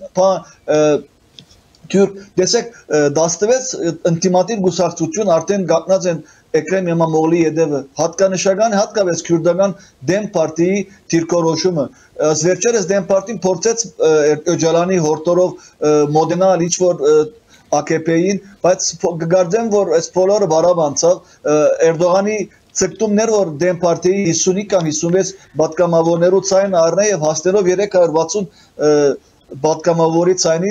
թուրքական սահմանության մեջ փոփոխություն կատարել, որ երրորդ անգամ հնարավորություն ստեղծի, որ ինքը դառնա վարչանախագահ, բայց երեք չեր արդեն շատ մեծ փախումներ կային թուրքական պարլամենտի մեջ, հենց AKP-ի եւ քուրդական դեմ պարտիի պատգամավորներու մեջ եւ ամեն երեկոյան, ամեն իրգում, որ Ստամբուլի քաղաքապետարանի կողմ հսկա ցույցերը գազմագեն ամեն օր դեմ պարտիեն, ասենք քուրդական գուսակցությունն ներգաղթություններ կան եւ իրենց խոսք գսեն եւ շատ մեծ թիվով քուրդեր ցույցերուն ներկա են։ Հիմա հատկանշական է Ամերիկայի Միացյալ Նահանգներու դիրքորոշում բարոն Մերաբյան։ Մենք չմոռանանք 3X բլոկի մեջ թուրքական ընդդիմության համարյա բոլոր հաշիվները Էլոն Մասկի ղեկավարած X բլոկը փակեց։ Եվ մենք կտեսնենք ինչպես Ամերիկայի Միացյալ Նահանգները ամեն ջիկ իքորձ գտնե, որ ասենք իրենց կորնը, որ Էրդողանի ինչքան գրնա Էրդողանի գյանք երգնցնել թուրքական իշխանության վրա, որովհետև Ամերիկան համար ցերնդու է Էրդողանը իրենց միջին արևելքի մեծ պրոժեի համանախագահները մեկն է։ Երևի թե Ամերիկան դեռ ինչ-որ ծրագիրներ ունի Սիրիայի ուղղությամբ, Իսրայելի հետ կապված եւ Ամերիկայի մեջ ամեն ինչ կնե մենք լսեցինք արտաքին գործերու նախարարության խոսնակի հայտարարությունները, Սպիտակ տան հայտարարությունները, շատ ջղջիմ հայտարարություններ էին դեղի ունեցածի հետ համեմատելով։ Ես տոնեն գսեմ շատ խիստ ծավով թուրքական հասարակությունը լարված է եւ ես կգարձեմ մաս մեկը չի լրելու ընդդիմությունը եւ ընդդիմության հետեւ արդեն 16 գուսակցություն արդեն հավաքված են նույնիսկ ասկային ջագադեն անչափված որոշ ուժեր մենք հիշենք Մերալ Ակշեները որ հիմնեց լավ պարտին այսօր Մերալ Ակշեները չկա Սավատ Դերվիշօղլուի ղեկավարը շարժումը իսկ մյուսը Զաֆեր պարտին հաղթանակ պարտիի ղեկավարը որ հիմա Փանդերն է նույնպես ազանցված է դուրս եկած է ասկային ջագադեն ես բարո Մերաբյան գիտեք Թուրքիայի մեջ չկրված օրենք կա եւ որ ասպիսի ճգնաժամային բահերը լան անպայման անսպասելի ծևով Դևլետ Վահջելիեն մենք անսպասելի ինչ-որ քայլ կսպասենք ես կգարձեմ որ վերջը որ տեսնենք որ ամեն ինչ նեդ աղերեն դուրս պիտի գա ես կգարձեմ որ ասկային ջագադի ղեկավարը Դևլետ Վահջելին դուրս պիտի գա Թուրքիայի կոալիցիոն կառավարությանն եւ առաջարկ պիտի որ ազատ ընդդրություններ դեր ունենան շատ վտանգավոր թրություն է Թուրքիայի մեջ եւ այս մեկեն դեսեք Ալիև ինչպես կրնա օգտվել Ալիևը օգտվի հատ ուղղությամբ որ Թուրքիան գիտեք որ շատ մեծ զշուն կար Թուրքիայի կողմեն Ալիևի խաղաղության պայմանագիրը ստորագրելու գրնալը ցկցկե Ալիևը մեկը իսկ երկրորդ կողմեն Ալիևի մեծ եղբայրները մեկը Ռուսաստանի հետ իսկապես ճգնաժամային է իր դիրքերը ցույցեր են Թուրքիայի մեջ երեք ընդդիմությունը Էրդողանի իշխանությունը աբորինի հայտարարեց Դեսնենք ինչ կլա այսօր նորեն ժամ 8:30-ին Թուրքիայի ժամով հրավիրած են մեծ միտինգ Ստամբուլի մեջ ուշ-ուշով կհետևին թուրքական մեդիային դեղի ունեցածին դեսնենք ինչ կլա Վարոն Մեհրաբյան Պարոն Նալբան, այս խժդժությունները Թուրքիայում համընկան մի ժամանակահատվածի հետ, երբ Թուրքիան ժամանակավոր բացեց մարգարա անցակետի եւ Մարգարա Ալիջան, հա, այդ անցումը, այսպես ասենք, դե անցակետը Մարգարաններն է, բարձը հայկական հումանիտար բեռներով բեռնված Շարասյան համար, որն ուղևորվեց եւ արդեն հասել է Հալեբ, եւ այս ամենը մի այսպես հիստերիկ արձագանք գեներացրեց Ադրբեջանում, ընդհուպ մինչև ստախոսություն, որը ստիպված եղավ արդեն Թուրքիայի նախագահի աշխատակազմը հերքել։ Ադրբեջանցիները խոսում էին այն մասին, որ Թուրքիան իրենց տեղյակ չի պահել եւ այլն, եւ նախագահի աշխատակազմն էլ համ տեղյակ պահողի անուն ազգանունը տվեց, համ տեղյակ պահվողի անուն ազգանունը տվեց եւ ասելով, որ տեղյակ պահելը էլ ոնց է լինում, հա, այսինչ սա չի համապատասխանում իրականությանը, ինչը ընդհանրապես աննախադեպ է թուրք-ադրբեջանական հարաբերություններին։ Դա մեկ։ Երկրորդը ինչի հետ նույնպես համընկավ, Իսրայելում հարաճուն անհանգստությունն է Թուրքիայի աճող ազդեցությամբ Սիրիայում եւ արաբական մամուլը նաև Իսրայելի արաբալեզու մամուլը գրում է այն մասին, որ իշխանությունները Իսրայելում այսպես իրենց ներքին խողովակներով բաց աղբյուրներին հորդորում են շեշտել Թուրքիայի աճող վտանգը Իսրայելի համար եւ Իսրայելի հետ, այսպես ասենք, բախման աճող հնարավորությունը, հա։ Հիմա այս ամենը եթե փորձենք մեկ համապատկերի մեջ դնել, ինչ է ստացվում ձեր կարծիքով։ Նախ ես կուզեմ երկու խոսք ասել մարդասիրական ամուսնության մասին, չեք պատկերացնել ինչպեսի շատ խորը եւ իսկապես լավ անդրադարձ կար սուրիական հասարակության կողմէ մեկնաբանությունները կգարտայի ես եւ ես մեր կառավարության գորտորեմ մեր իշխանություններում որ մարդասիրական այդ կորպուսը որ ժամանակին ռուսական կոնտինգենտի դակ աշխատեր արդեն անգախ մարմին է շատ ես կցանկամ որ վերաթարնան այդ դղակսագրավորները իսկապես Սուրիայի մեջ շատ ագանաբադ տաշտեր կան պետք է ագանաբադ տաշտերը կագվին եւ Սուրիայի ժողովուրդը միան ողջուն է Սուրիան բարձ երկիր չէ Հայաստանի համար եւ Հայաստանն է Սուրիայի համար մենք պատմական եղբայրության գաբեր կան Սուրիա Հայաստանի միջեւ այո Ադրբեջան մենք կսկանք որ Թուրքիան ինչքան շահագրգռված է բարոն Մեհրաբյան հայ-թուրքական սահմանի բացումով իսկապես Թուրքիան խիստ ճգնաժամի մեջ է եւ ամենահին փակ սահմանն է այս մեկը Եվրոպայի տարածքի վրա մեծ պատմական նշանակություն ունի Ադրբեջանը անշուշտ պիտի նախանցի այսինքն ուժ ունի Ադրբեջանը մենք գիտենք որ ինչպեսի սուդերու երկիր է դիկտատորական երկիր Ադրբեջանը ես կուզեմ Իսրայելի մասին խոսել տեսեք մարտի 5-ին Քնիսեթի մեջ Նետանյահուն շատ վտանգավոր հայտարարություն հրավ խոսք արավ եւ սա պետք է անմիջապես Ամերիկա Իսրայել եւ Ադրբեջան դաշինք կընկվի երեք դաշինք հետո հակին ուսումնասիրական կենտրոններ իսրայելյան օրինակ Սեդատ Բեգին անունով շատ լուրջ հետազոտական կենտրոն կա Իսրայելի մեջ շատ մեծ ուսումնասիրություն արածային որ պետք է շուտով պետք է ռազմավարական դաշինք կընկվի Ադրբեջանի եւ Իսրայելի միջեւ խախամները մենք չմոռնանք խախամները Իսրայելի ռաբիները որ իրենց գրոնական խավն է շատ երկար նամակ գրած էին նախագահ Տրամփի որ պետք է անմիջապես Ադրբեջանը իր հովանավորության դակ առնի Ադրբեջանը իսկապես կսկա որ բարոն Մեհրաբյանին կմինակ է արդեն միակ իր հենարանը հիմա մնացած է Իսրայելը գսկա Ռուսաստանն իր խնդիրներ ունի այսօր մենք չմոռնանք Էլ-Ռիադ մայրաքաղաքի մեջ Սաուդի Արաբիայի ամերիկացիները եւ ուկրաինացիները հանդիպելու են ես կգարձեմ որ ոչ ինքան Թուրքիա միամսյա զինաթաթարը իր խախտումներով պիտի շարունակվի բայց բادرազմը շարունակվելու է այդտեղ այդքան շահագրգիռ գոմեր կան որ սկսած Անգլիայեն, Ֆրանսիայեն, Գերմանիայեն, Լեհաստանեն, ընդհանրապես Եվրոպան անոր համար Ադրբեջանը գսկա իր մինակությունը Ռուսաստանի դգարությունը Թուրքիայի մեջ դեղինող ճգնաժամը ամեն իր հնարավորություններով գուզե ինչ որ դաշինք կընկեր Իսրայելի հետ Տեսնենք ինչ կլավ Սուրիայի հարցով իսկապես Թուրքիայի աճը Թուրքիայի ծառագշին ուժը Սուրիայի մեջ գավերնա արդեն շուտով Թուրքիան հանցն արավ քանի մոռաջ Սուրիայի հյուսիսը Հալեբի մոտ գտնվող օտագայանի դնորենությունը մենք ինչպես խոսած ենք ասկի առաջ Հոմսի մոտ երկու օտագայան հիմա հարցը Դամասկոսեն ներքև իշտերու մասին է գիշեմ մենք այս մասին խոսած ենք որովհետև ընդཐུպ կմոդենա մինչև իսրայելյան սահմանի հիմա քյուրդական ուժերն ար հետաքրքիր է քյուրդական ուժերն ար այսօր արդեն դեսեք հասնեցի Սուրիայի հյուսիս արևելյան գոմերը գտնվող շատ հարուստ նավթային հորեր արդեն գահանցեն հերթականությամբ սուրիական իշխանություններու որմե խստորեն Իսրայելը գնեղություն կպատճառեն Իսրայելին որովհետև շատ աժանքինով Իսրայելը Թուրքիայի վրայով երկար դարիներ նույնիսկ իգիրի ջամփով Իսրայելը գոկտվեր Սուրիայի ժողովրդի հարստութենեն դեսնենք հիմա մենք ես կսպասեմ Իսրայել եւ Ադրբեջան մերցածու որով ուրիշ երկ չունին մենք չմոռանանք այսօր Իսրայելը այդքան որ ագրեսիվացել է Համեսի Պաշտոնագետարին սպանեց այսօր Ահմեդ Շումելին Գազեի մեջ ահագին հիվանդանոց խփեցին այսօր ահագին նորե մերիալներ կան Իսրայելն արդեն ինչպես որ նշեցիք բացության ամենաերկար բادرազմը գմղ է եւ այդ բادرազմը գերեւի որ դեռ հույզոնի վրա բան չկա ցածինատատարի հույսեր չկան Բարոն Մերավյան հիմա ինչ վերաբերվում է Թուրքիայի արտգործնախարար Հական Ֆիդանի երկօրյա այցին Վաշինգտոն, որը մեկնարկել է, ինչ եք կարծում այս խառնակ ժամանակներում, հա, Թուրքիայի ներսում, սա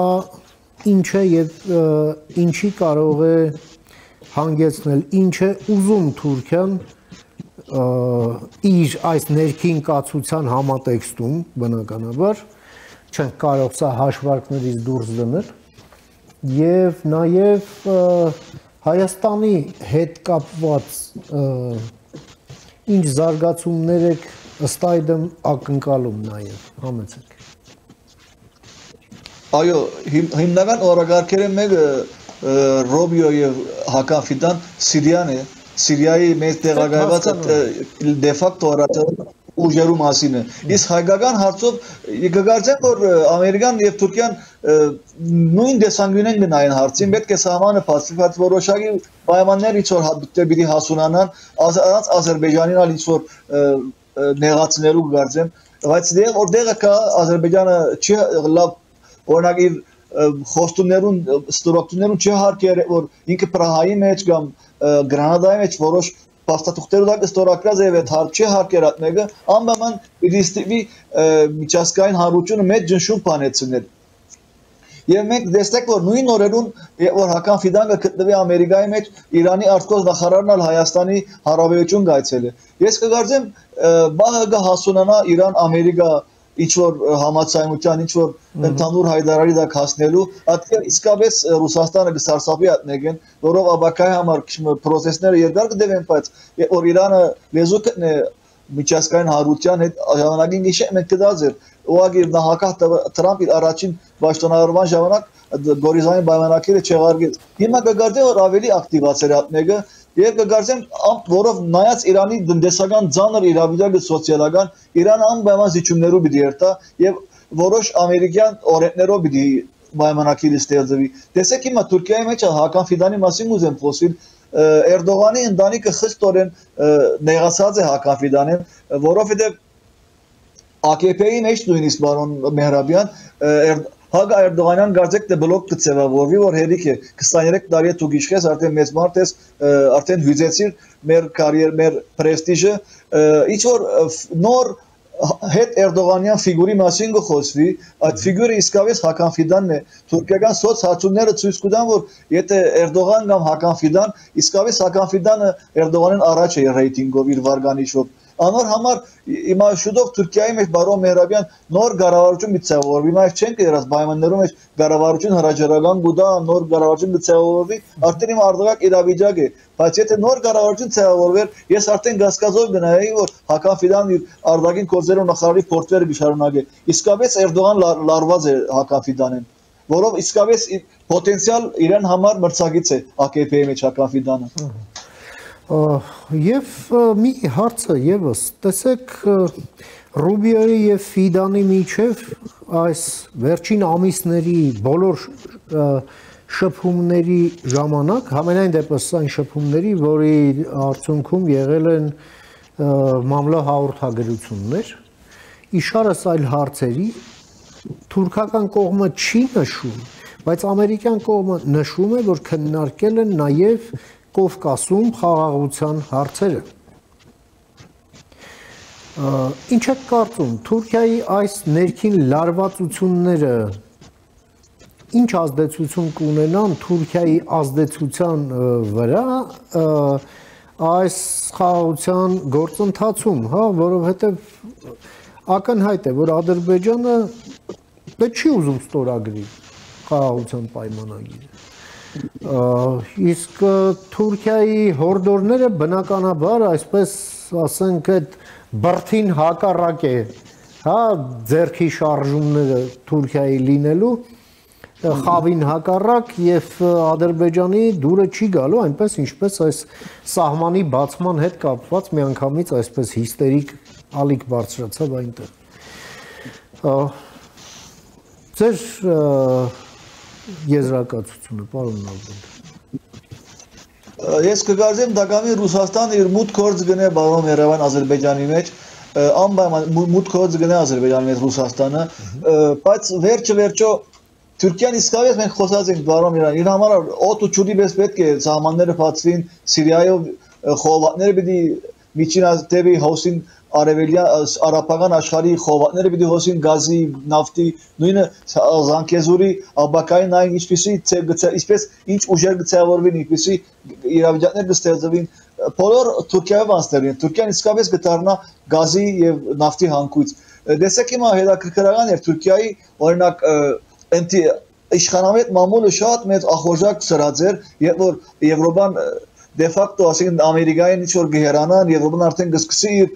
եվրոպական բանակը գազմել, մենք չմոռանանք քանի օր առաջ Եվրոմիության ղեկավարները 450 միլիարդ դոլարանոց փաթեթ անցկացուցին, այդ փաթեթի 200 միլիարդ դոլարը դե չսկալին պաշտպանողական հարցերով պիտի ուղղվի, իսկ Թուրքիայի իշխանամետ մամուլը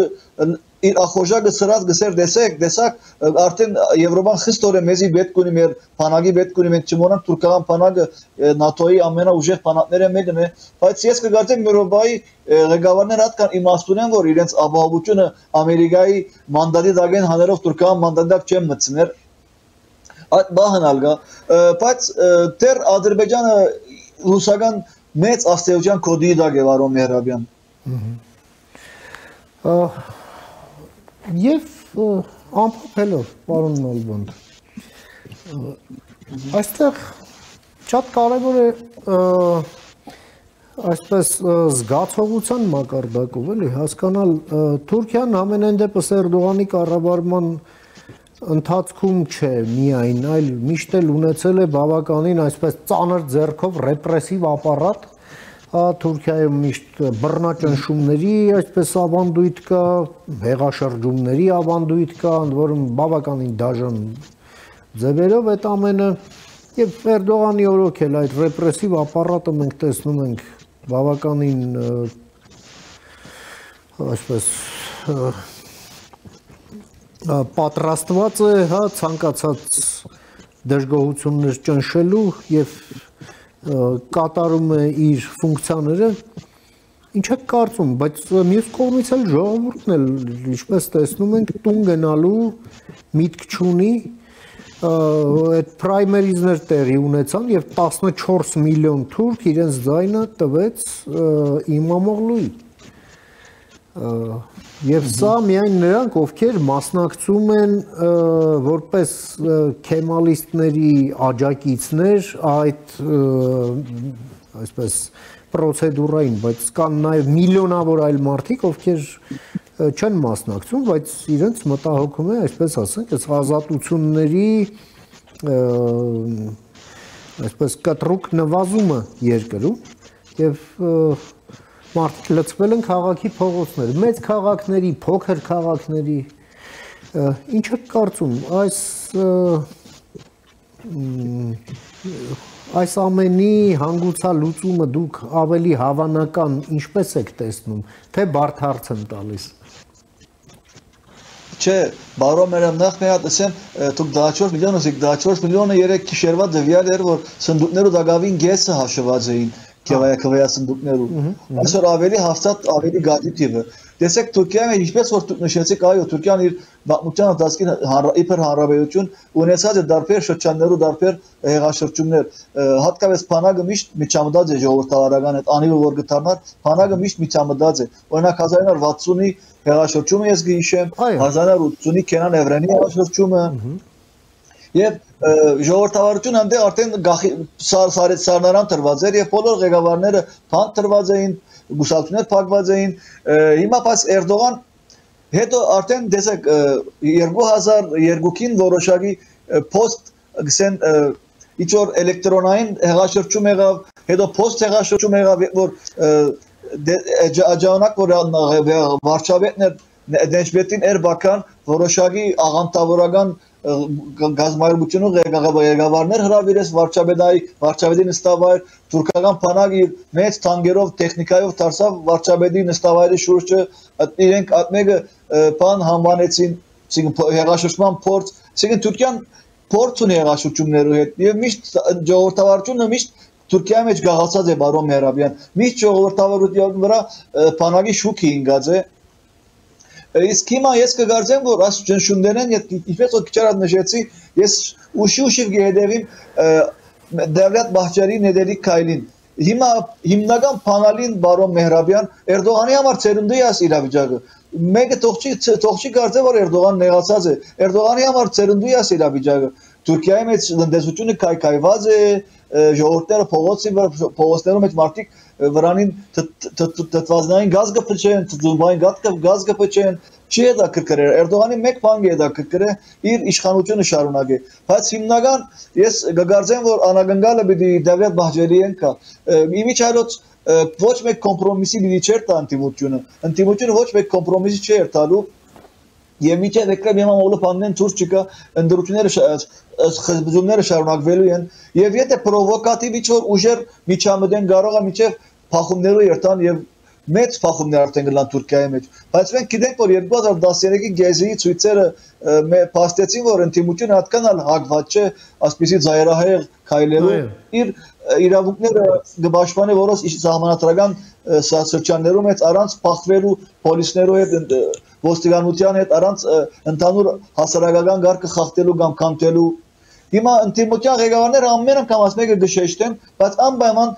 ինչպես օրեցի երդասարտներ են դա գլուխներ են իրենց ինքնասերությունը վիրավորված է որովհետև մարդիկ Ստամբուլի մեջ կացած են եւ ընդրած են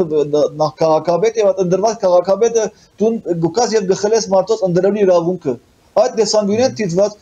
հարցը միան եկնեմ հիմա մոլոյի հարց է Թուրքիայի լալու կամ չլալու հարց է արդեն ժողովրդավարության կամ Թուրքիան գտարնա իսկապես ժողովրդավար երկիր կամ Թուրքիան գտարնա ինչ որ Հյուսային Կորեա կամ Ադրբեջան կամ Լուկաշենկո Շնորհակալ եմ պարոն Նալբանդ ձերս հանգամանալից դիտարկումները մեր հեռուստադիտողին ներկայացնելու եւ ձեր ժամանակից մեր եթերին հատկացնելու համար շնորհակալ եմ Լսեցինք մեր գործընկերոջը հրապարակախոս գրող եւ մերձավոր արևելյան քաղաքականության հարցերով փորձագետ Հակոբ Նալբանդին իր դիտարկումները կապված Թուրքիայում տեղի ունեցող իրադարձությունների հետ։ Այսօր թերևս այսքանը հարգարժան տիկնոջ եւ պարոնայք կհանդիպենք արդեն վաղը խաղաղություն եւ բարի ննձ ձեզ